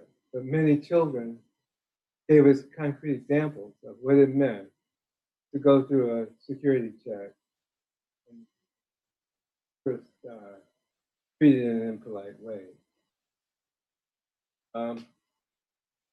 So they even designed their own survey once they had analyzed the convention and other documents. And what they came up with is that, exposure to violence is important. That's not what we want to study. That we want to study Article 26, which is about the quality of life. And their response to exposure to violence was to get at this sense of control and well-being in the community. We repeated the small group, intense deliberation in Cambridge, where we lived at the local high school. This is a progressive community. It's a wealthy community relative to, obviously, in America. And we thought that they would come up with something very different when talking about the Convention on the Rights of the Child. Maybe they wouldn't see it as related to them because they were more fortunate. What the children in Cambridge came up with is that we live in a progressive community, but we self-segregate. And the high school is totally organized informally by us being associated with other children in our same race, ethnic, language, class. Why don't we celebrate our diversity? What's keeping us in a zone of self-segregation? So that was what we gained from this, is that working with children can open your eyes as adults, as researchers, to ways of seeing reality that are important to capture in the work you're doing if it's going to be truly helpful for young people. The next slide shows the plummeting of violence that occurred while we were doing the Chicago project. We knew that violence was going down after it peaked in 1991, 92. I mean, New York City was a very violent city in the 1980s and the 1990s. So was Chicago, and New Orleans and Baltimore and other places. But we didn't believe that there was really a true reduction in violence for 5 or 6 years. We thought these downward rates were a fluctuation, and that the next year you'd find out that the rate had recovered. But throughout the 1990s, independent of work that we were doing on collective efficacy in schools, so we couldn't claim that we were contributing causally to this reduction, that the epidemic disappeared, that it's still high relative to other countries, but it's nothing like it had been before. So we didn't have an explanation for that. Some people said community policing. Some people, economists at the University of Chicago, proposed that it was abortion that had become available in the 1970s, and so children born in the 1970s were more wanted than children born before that, as they became young adolescents and young adults. Their wantedness had reduced their violence. There were other explanations as well. It gave us an opportunity, however, next slide, to think about taking from Chicago to what was predicted in 2000 to be a catastrophic impact on Africa of HIV/AIDS. The project in Chicago was originated around the catastrophe of violence in the United States. Violence had plummeted to a much lower rate, but the world then was concerned about the impact of HIV on Africa in particular, Southeast Asia as well. And so we were urged to think about whether or not the concept of collective efficacy might be relevant to solving or contributing to the epidemic that was raging in that part of the world. We had proved to ourselves that the concept of young citizens was viable and feasible. And so we decided to design an experiment to test whether or not we could demonstrate at the community level that young people, by participating and being informed and agentic, could make a difference. Now, we chose not South Africa, but Tanzania. And we chose it because it was a peaceful country without tribalism, with one language, Swahili. And it had a democratic structure that was built from the local to the national, with lots of emphasis on decentralization. So those characteristics meant that we could work in an environment that didn't have war going on, like tribalism going tribal conflicts going on. But we work at units of analysis in terms of neighborhoods that were truly democratic. The next slide. So we decided to do a cluster randomized controlled trial, mid-sized municipality based on public deliberation and social action of young adolescents to provide HIV community confidence. We got funding from NIMH, who were glad to see us applying the concept of collective efficacy beyond the United States. The next slide shows you where we decided to work. That we decided to work in northern Tanzania in a town called Moshi, which was on the international highway from Kenya, from Nairobi to South Africa. By being on a highway, it was at risk, at a spatial risk of HIV because of truck routes and tourist routes and that sort of thing. So it was a place where the incidence of the infection was at a relatively high level. Moshi is a town of 250,000 people now on the slopes of Kilimanjaro. And it's well known as being a place that you go to start your climb of Kilimanjaro. Climb that one as we did in 1986. The next slide. So I said that the government of Tanzania was decentralized. What that meant is that every group of 4,000, 5,000 people had a representation of responsibility for health, education, and welfare by the government in those communities. That in Chicago, we work with census tracts. People don't knowingly live in census tracts. Most people don't know what their census tract is. They know what their zip codes are, which are much larger than census tracts. But we use census tracts because it was an approximation to communities.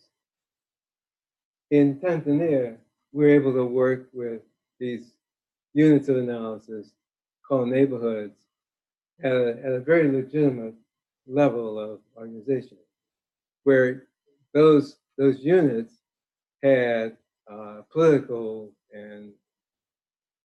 legitimacy that meant that we were working with equally well-established units of analysis. And what the slide shows is that the intervention communities were chosen in a way that they had buffer zones with control communities. We're going to work with the experimental communities to see if a young citizen's curriculum would generate collective efficacy and self-efficacy, for that matter. And we promised the community that if the first stage of the experiment worked, that the control communities would then get the community. So we needed to have the experimental design to show evidence that it worked.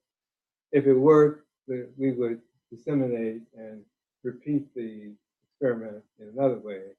If it didn't work, which is an important possibility, because this has never been done before, we would pack off and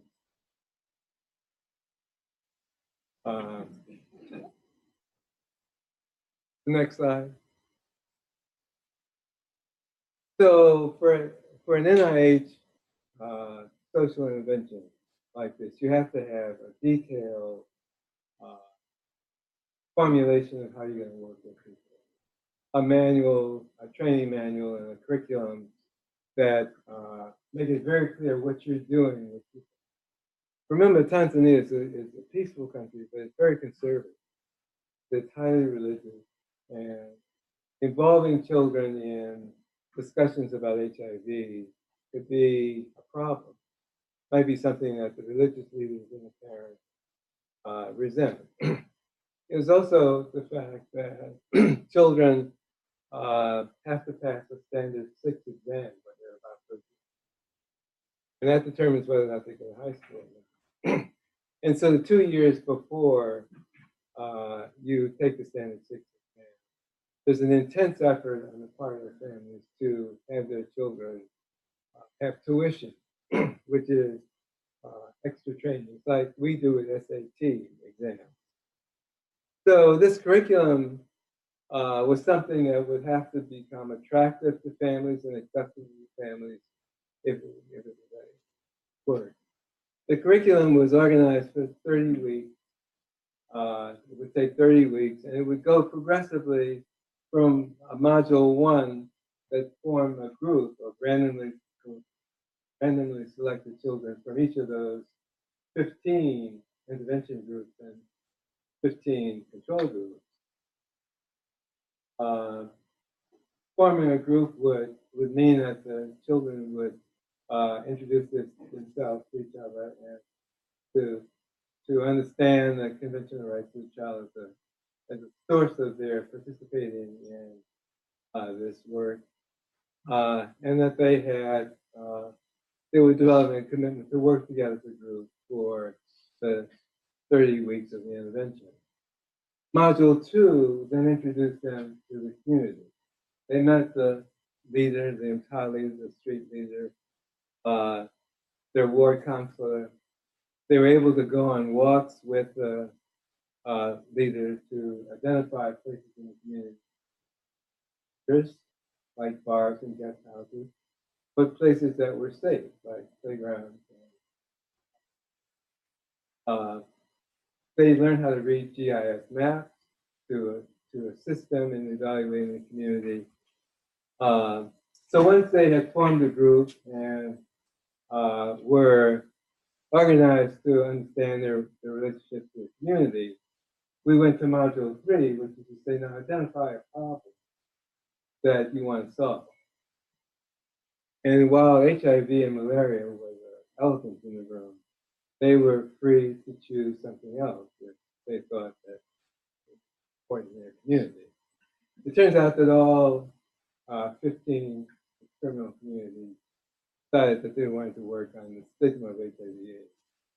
They saw the stigma of people being HIV positive, that the attitudes that the community had about them and the ways they were treated prevented people from acknowledging that this was an epidemic that who were not HIV positive, and that wealthy people were as likely to contract the virus as poor people. So taking on HIV meant that they had to learn a lot of biology, and they had to be aware of the social circumstances for accelerating and making the epidemic resistant to efforts to prevent it. Most of the time that they spent was in module 4, but that was half of the 30 weeks. And this is taking their plan of teaching the science of HIV and interacting with their communities. This was taking the action to the people.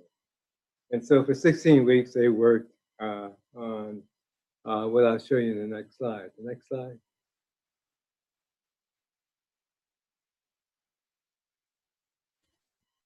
So medical students working with us became convinced that they could teach these 10 to 14-year-old children the microbiology of through cartoons. And this is an example of one of the cartoons that they used in Module 3 to prepare themselves to be agents in the community.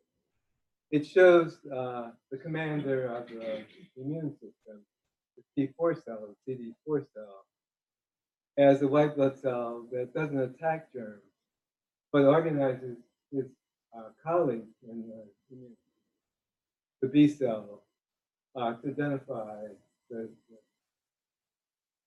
attacking organism and to do something about it. They learned that the HIV virus transmitted through unprotected sex.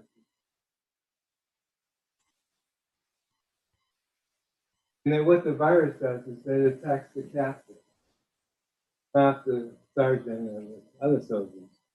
Because it attacks the captain, it collapses the immunity. And the next slide shows what it looks like when they actually get to the community. This is a drama in the micro world where the captain who was kneeling before the virus had already entered the system. Well, a new character was developed called Dawa in Swahili, that's a doctor. So a doctor had come in and given the T4 cell a lift. He wrapped a rope around the budding virus in the infected the T cell. And what the rope means is that it's possible that you can stop the spread of the infection, but the drug doesn't cure the infection. So in communicating this with the community, it's very important to know that the medication is a temporizing factor, not a cure. At the same time they're doing the micro world, they do the macro world, which is what happens to young girls when they're stopped by sugar daddies, boys when they are fondled by other men along the riverbed. And they characterize the micro world and the macro world in these group meetings of 50 to 100 community members of all ages for 16 weeks. The next slide. And we got results that young adolescents in the neighborhood could converse with adults openly and freely about HIV/AIDS. Adults believe that children can teach scientific facts about HIV/AIDS and be just as effective as adults, and they can be treated. So those are statistical positive findings that came out of this. They produce collective efficacy for children. The next slide shows that they also enhance their deliberative self-efficacy, that they were able to express their opinions to other children without losing friends, and to use critical thinking and reasoning to solve problems, not mythology and misinformation. The next slide shows the continuation of the communicative efficacy scale to make adults listen to me, to ask adults for advice about sexually transmitted diseases.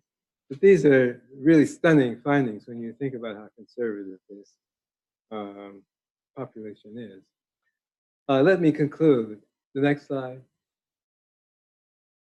That we're interested in the sustainability of the intervention, now that it was given to both the control group and the experimental group.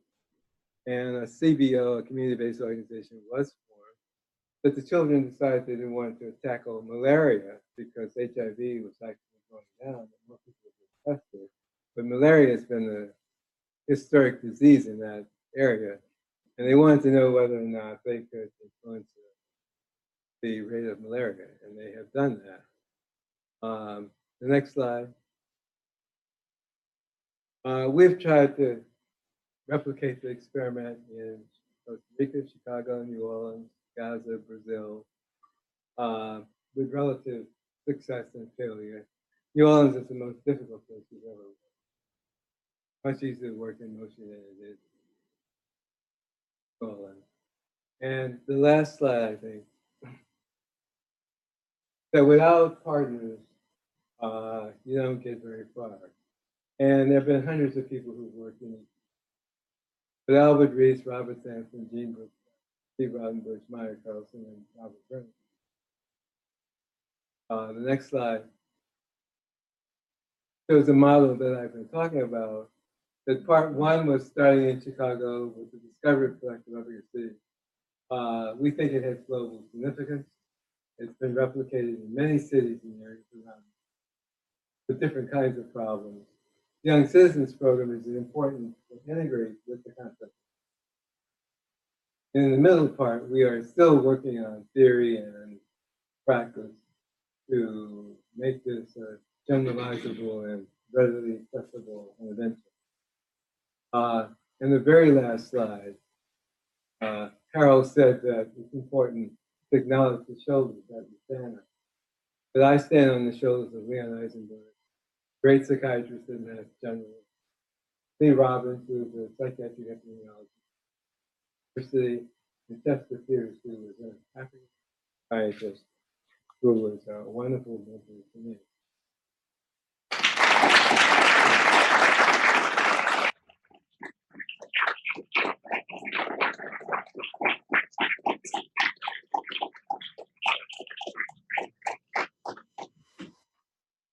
So I'll have questions. Yes. Has there been a desire in the control communities in Tanzania in the years since to try and adopt the same kind of program? And also, could you imagine a shorter program than 16 weeks that could be as effective? The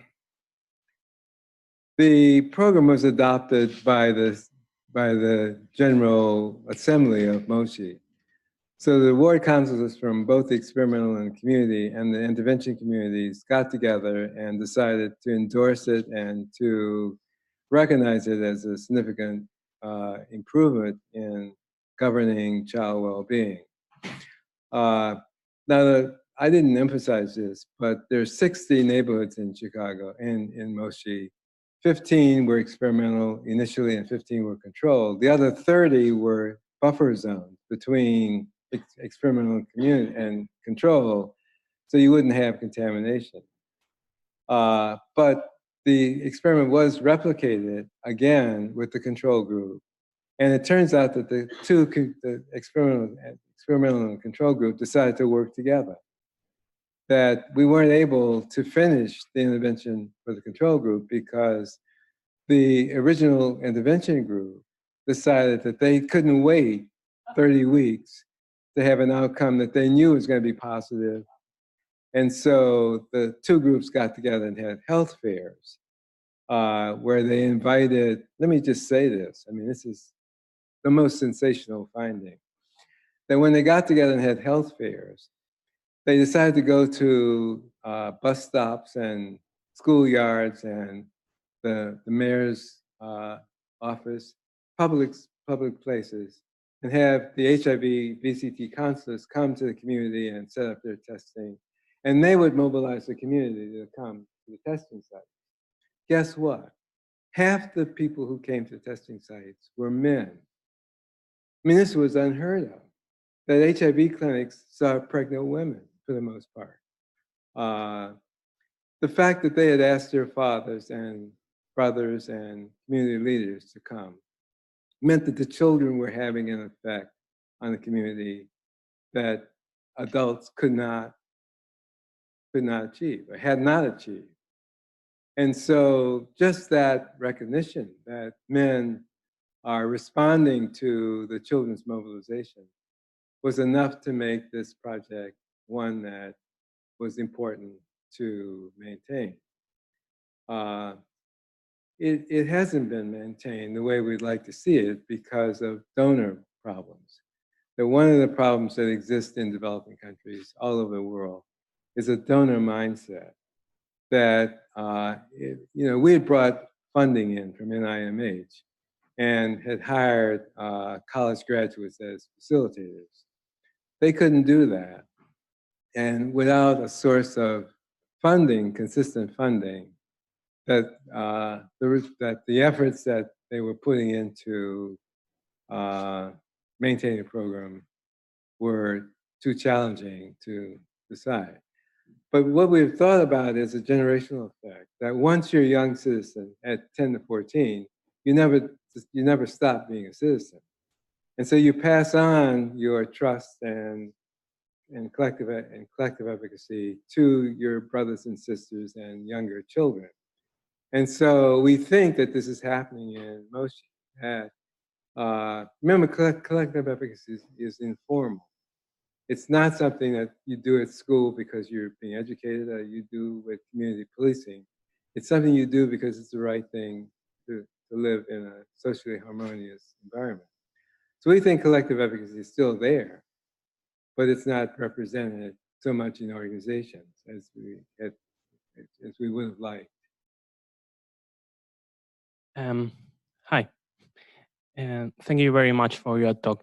I would love to hear your thoughts about how these new, well, emergent social media communities in the internet, where now young people may spend more time than in the real life communities, may change our approaches or interventions to help to promote mental health in these new communities, and this, how can we this this efficacy, this collective efficacy in these new communities. Thanks. Jürgen Habermas was concerned about Germany becoming a racist and terrorist nation, despite the fact that it had a history of the best philosophy and the best music and a culture that was advanced.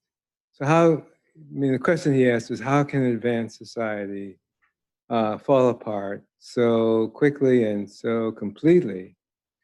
And with that in mind, he developed his theory of communicative action and the importance of deliberation. I think that social media is not a mechanism for critical reasoning and thinking and group decision making. That it's based on the most rational, best argument that we can generate for ourselves. So I think that there's a pressing need to have our curriculum be in place, to answer your question, for more than 16 weeks. And we need spaces and facilitators who will work with adolescents face to face in a deeply probing, critical thinking mode. We need that more than ever. And I do believe that when given the opportunity to participate in such activities, that the adolescents in Cambridge and in Chicago readily took them up. They can put their cell phones down. But a large part of our success, I think, is based on the fact that we thought that their understanding the Convention on the Rights of the Child, that the world had made a statement that it was willing to back up, that children are important, was a very important entry point to build this deliberative capacity.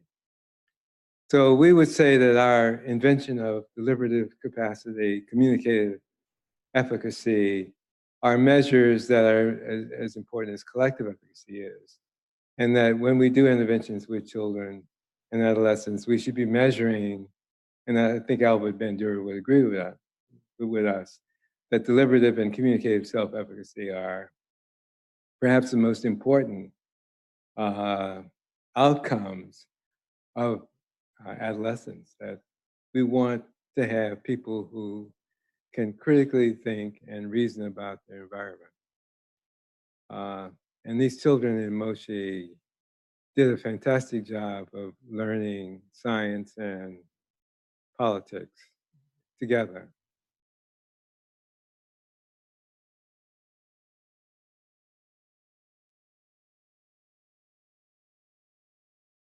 First of all, thank you so much for your work and your presentation this morning. I'm curious about the slide that you showed very briefly about the other regions where you tried to establish reproducibility of your results. And if you could speak just very briefly about, you mentioned that in some places you were able to reproduce the results and in other places not, at least that's what I thought I heard. And if you could talk briefly about whether or not you were able to identify factors that might have mitigated your ability to reproduce the results and what those might have been? Well, we were making progress in Gaza with Iyad El-Sarraj, a great psychiatrist who runs the Gaza Community Mental Health Center. Iyad died young, at the age of 67, of a leukemia that was very fast moving. And the program in Gaza didn't continue, and probably wouldn't have continued given the circumstances in Gaza. On the other hand, our group in Costa Rica, we were working with an organization called the Omar Dingo Foundation, which is an educational organization in Costa Rica that works with the government and the school system to bring advances in technology to Costa Rica. That we came with our deliberative efficacy model, and they readily embraced it. They said, we don't need to do an experiment, that this is the right thing to do. That Costa Rica doesn't have a military. I mean, it's one of the few countries in the world that honestly does not have an army. They haven't had a military since 1947. And what happens is that allows them to invest in children. They have a democratic audit where the health of the democracy is measured on a yearly basis. When we went to them and said, we'd like to work with 10 to 14-year-old children on citizenship, they said, why do you wait for age 10? That we encourage parents to take their children to the voting polls, and that there's a separate box for children. Not that we count them in the way we count the adults, but the idea is that they're modeling a democratic process that is important. And so Costa Rica adopted our curriculum without doing a randomized trial, because it was the right thing to do. And it became part of the national curriculum for children in Costa Rica. New Orleans doesn't have a public school system. It's all charter.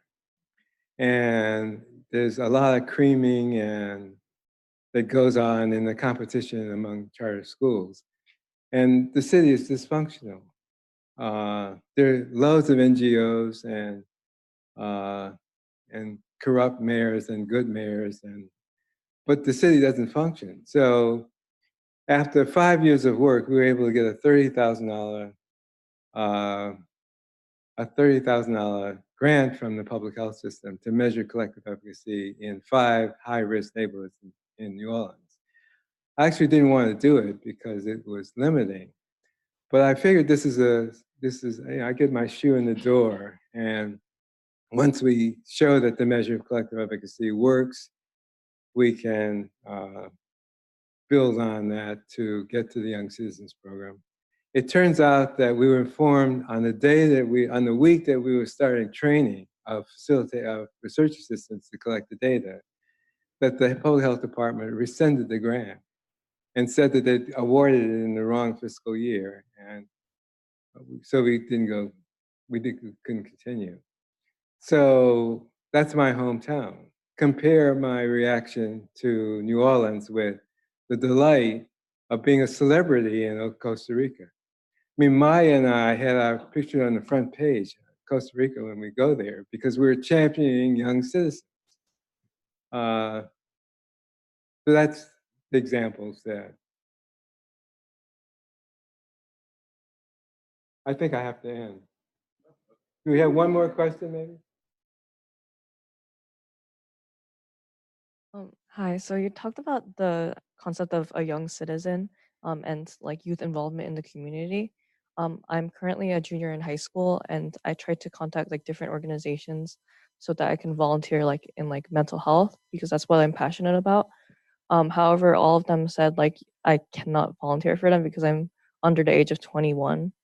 And I was just wondering if you know of any organizations that support like youth involvement in the community. I mean, over the age of 21? Under the age of 21. What kind of organization? I contacted like 5 or 6 different mental health organizations over the summer. And because I was in high school, I wasn't able to volunteer for them. I don't know, man.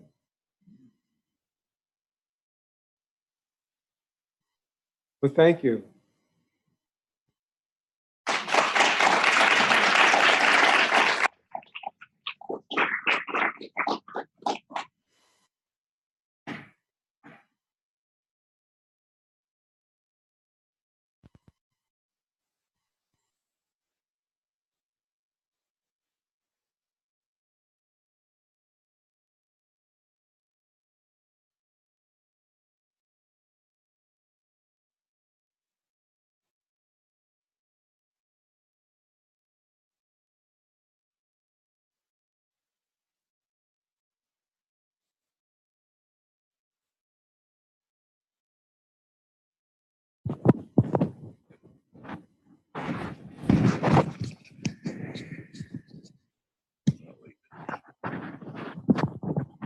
Is this working? Yeah.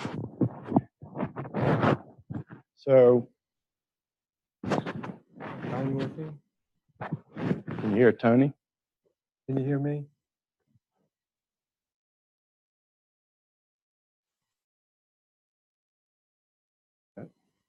That's good. Okay, good.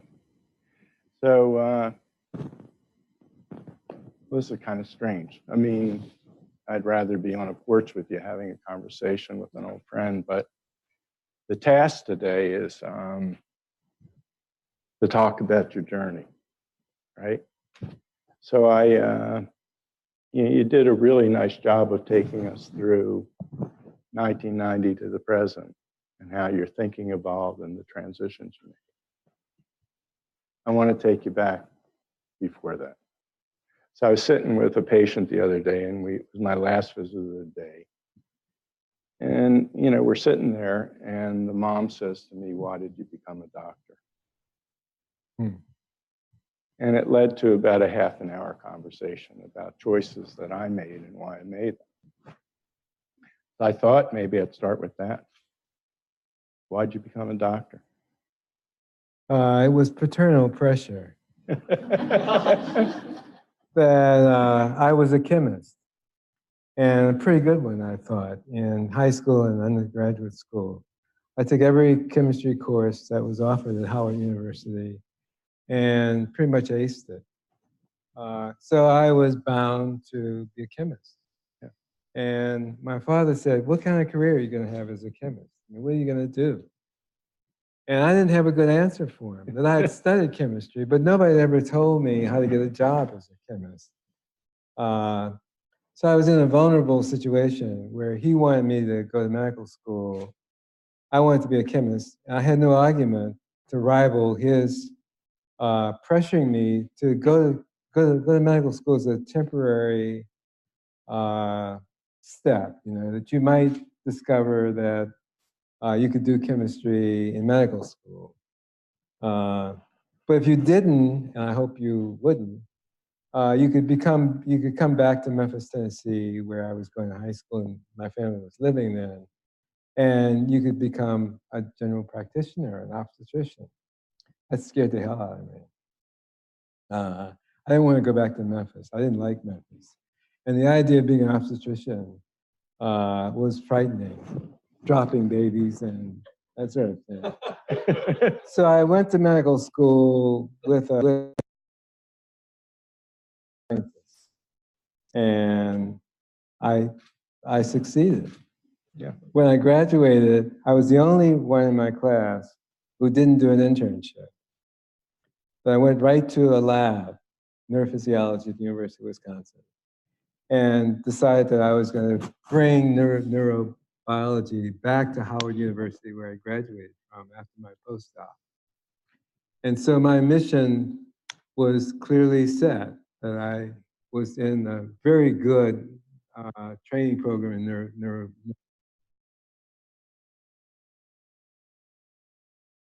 successfully have a career where I could do neurophysiology that might be related to neurosurgery.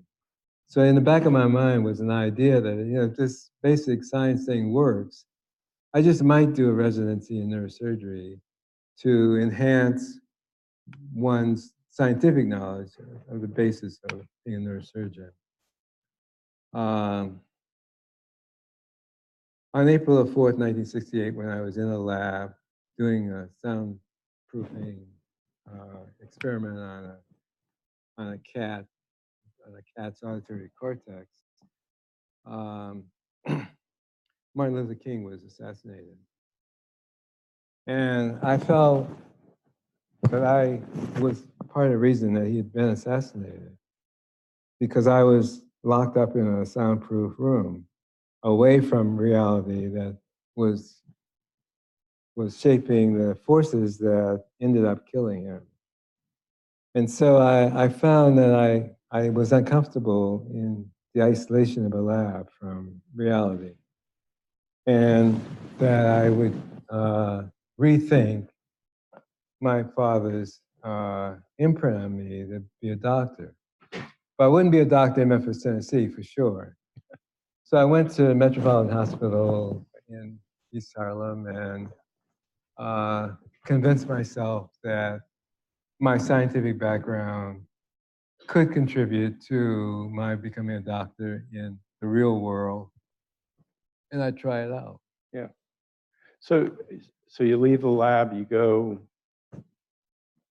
become a child psychiatrist, you do your residency in adult psychiatry or training in peds, training in child psych, and public health training. Why that path? Well, I deeply believe that our future rests in the way we treat our children.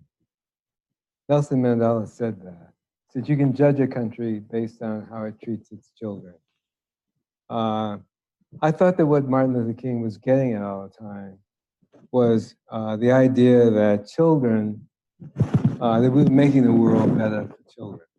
You know, he has a phrase where, Martin Washington, the I Have a Dream speech, where he talks about white children and black children walking together and holding hands. And that image and that, the loss of that force with his death was important to compensate for. So I felt that I was, I could maybe compensate for the loss of. So I met you in 1990, 91. You were actually, I went to a lecture where you presented this idea about this accelerated collection of data, which was phenomenal. But if I had met you, kind of middle towards the end of your training as a child psychiatrist, what vision did you have about what you're going to do or where you want to go? Well, let me tell you a story. I encountered a 15-year-old child at Metropolitan Hospital who came into the emergency room one night with a stab wound. And he was admitted because they were afraid that it hit his spleen and he might have some internal bleeding. And so he was on the ward for a couple of days. And when he was being discharged, he asked if he could see me. I had seen him 2 days earlier in the emergency room and forgot about it because there were other kids coming in and other crises going on. And so, but he remembered my name and I went to see him and he said, Dr. Earls, I want to ask you a question. Are you on duty tonight? Are you covering the emergency room?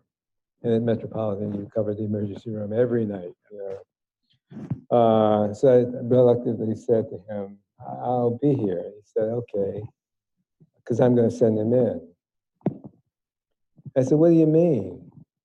He said, I'm going to get the guy who stabbed me, but I want him to live. I don't want him to die. I want him to see you. So I was faced with a decision about what I do about that.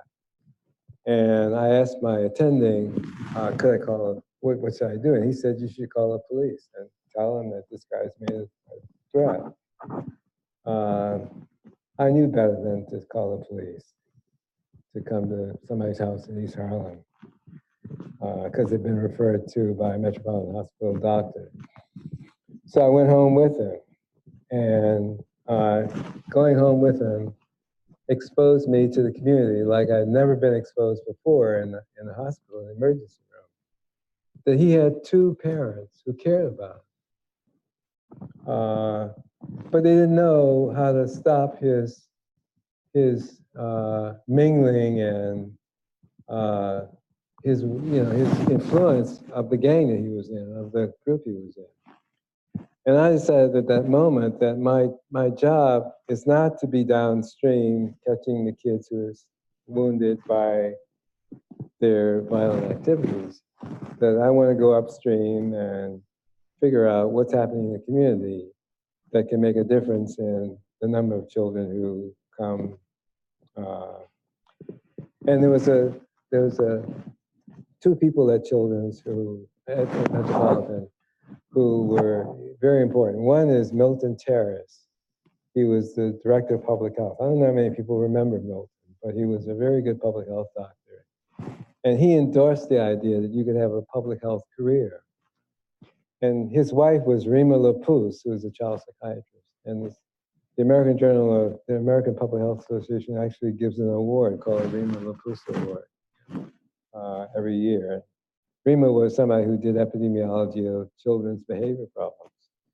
So that was the first time I figured out that you could do a science of epidemiology with children's mental health in a real life community.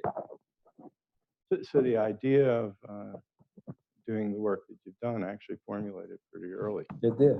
Yeah.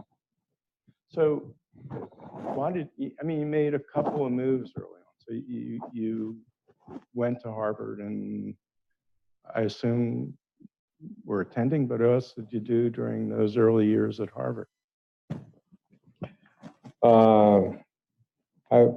I went to Mass General, and the neighbor for Mass General was the Charles Street Jail. The Charles Street Jail is now a hotel, a fancy, luxurious hotel. In 1971, it was a dungeon. It was an old building that had been built in the 1850s.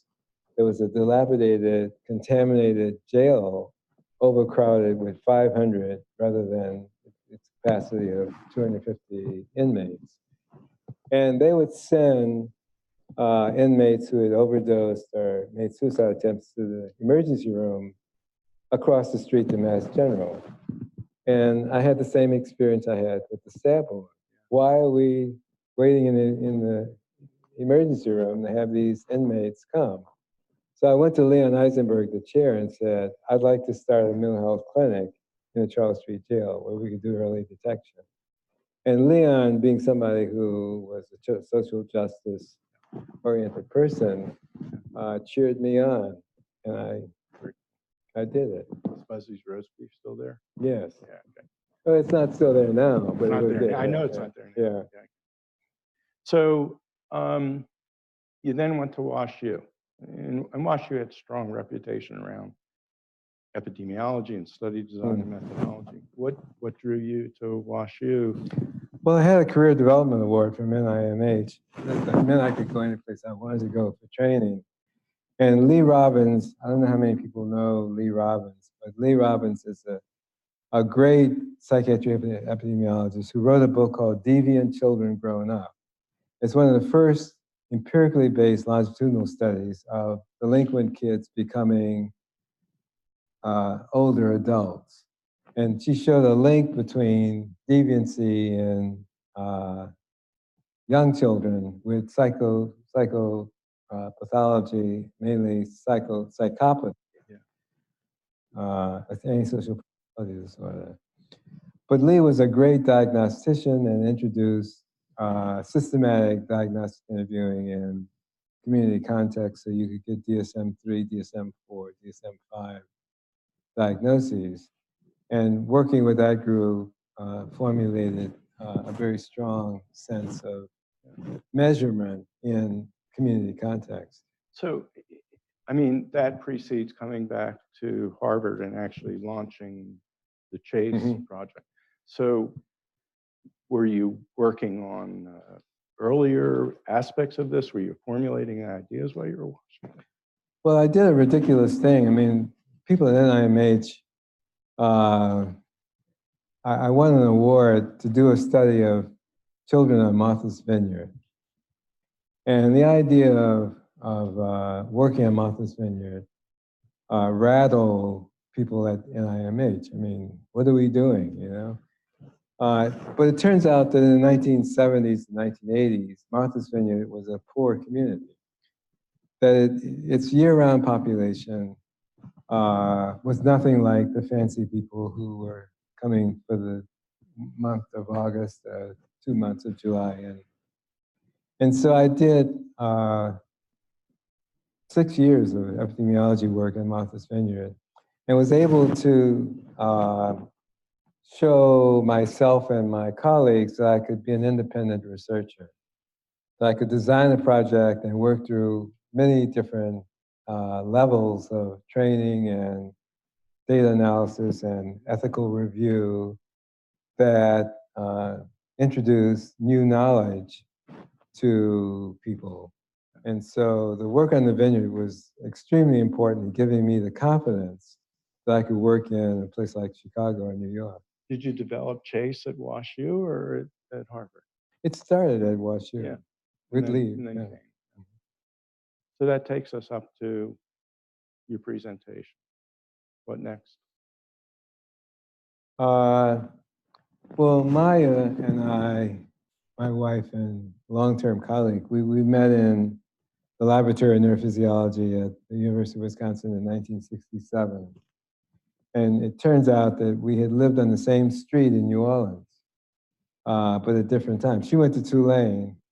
I grew up on Chestnut Street, and she lived on Chestnut Street.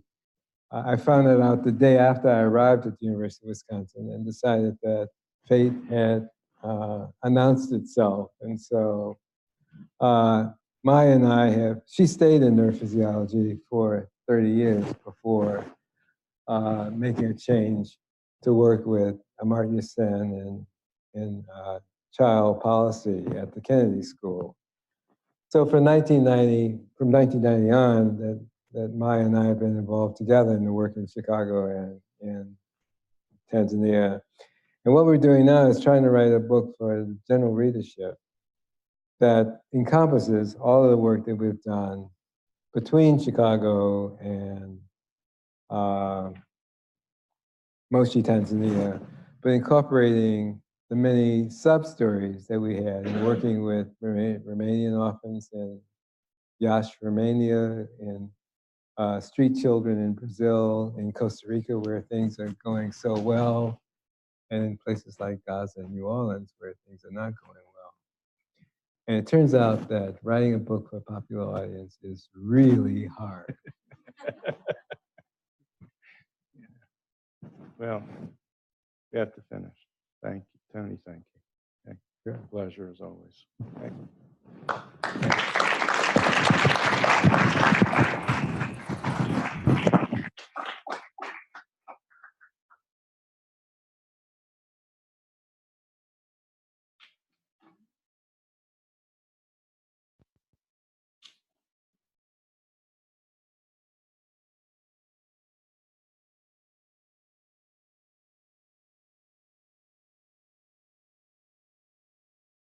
Okay, so I think this brings us to the conclusion of the morning. I'd like to thank you all so much for attending this morning of presentations and discussion. I'd like to thank, of course, Dr. Tony Earls, Dr. Renee Boynton-Jarrett, Ms. Kimberly Byrd, as well as Dr. Harold Koplewicz, Dr. Steingard, Dr. Josh Brumberg, the CUNY Graduate Center, and the Advanced Science Research Center, which is hosting us this morning. I think the biggest takeaway from being here today, from listening to Dr. Earls and his proteges, and to the remarkable discussion we just heard with Dr. Steingard, is that the time of going it alone, the time of the solitary scientist is over. Each of us as scientists go about our work in a different way. Dr. Earls, Dr. Boynton-Jarrett, and Ms. Byrd, they're committed to turning knowledge into change in their communities. The ASRC is committed to building a community where ideas, data, and tools can be shared freely as a way of cultivating and bringing about discoveries in science. The Child Mind Institute, its Healthy Brain Network, is inviting communities to participate in research from which they can benefit and from which the future generations can benefit. These ideas, the cultural change that we're seeing, arguably they are big enough to benefit the world at large. We invite you to join us outside the auditorium for a reception. Also, there will be tours of facilities, which you can learn about at a table just outside back. And beyond that, on behalf of the Child Mind Institute, I'd like to thank you for attending the 8th annual On the Shoulders of Giants Symposium. Thank you.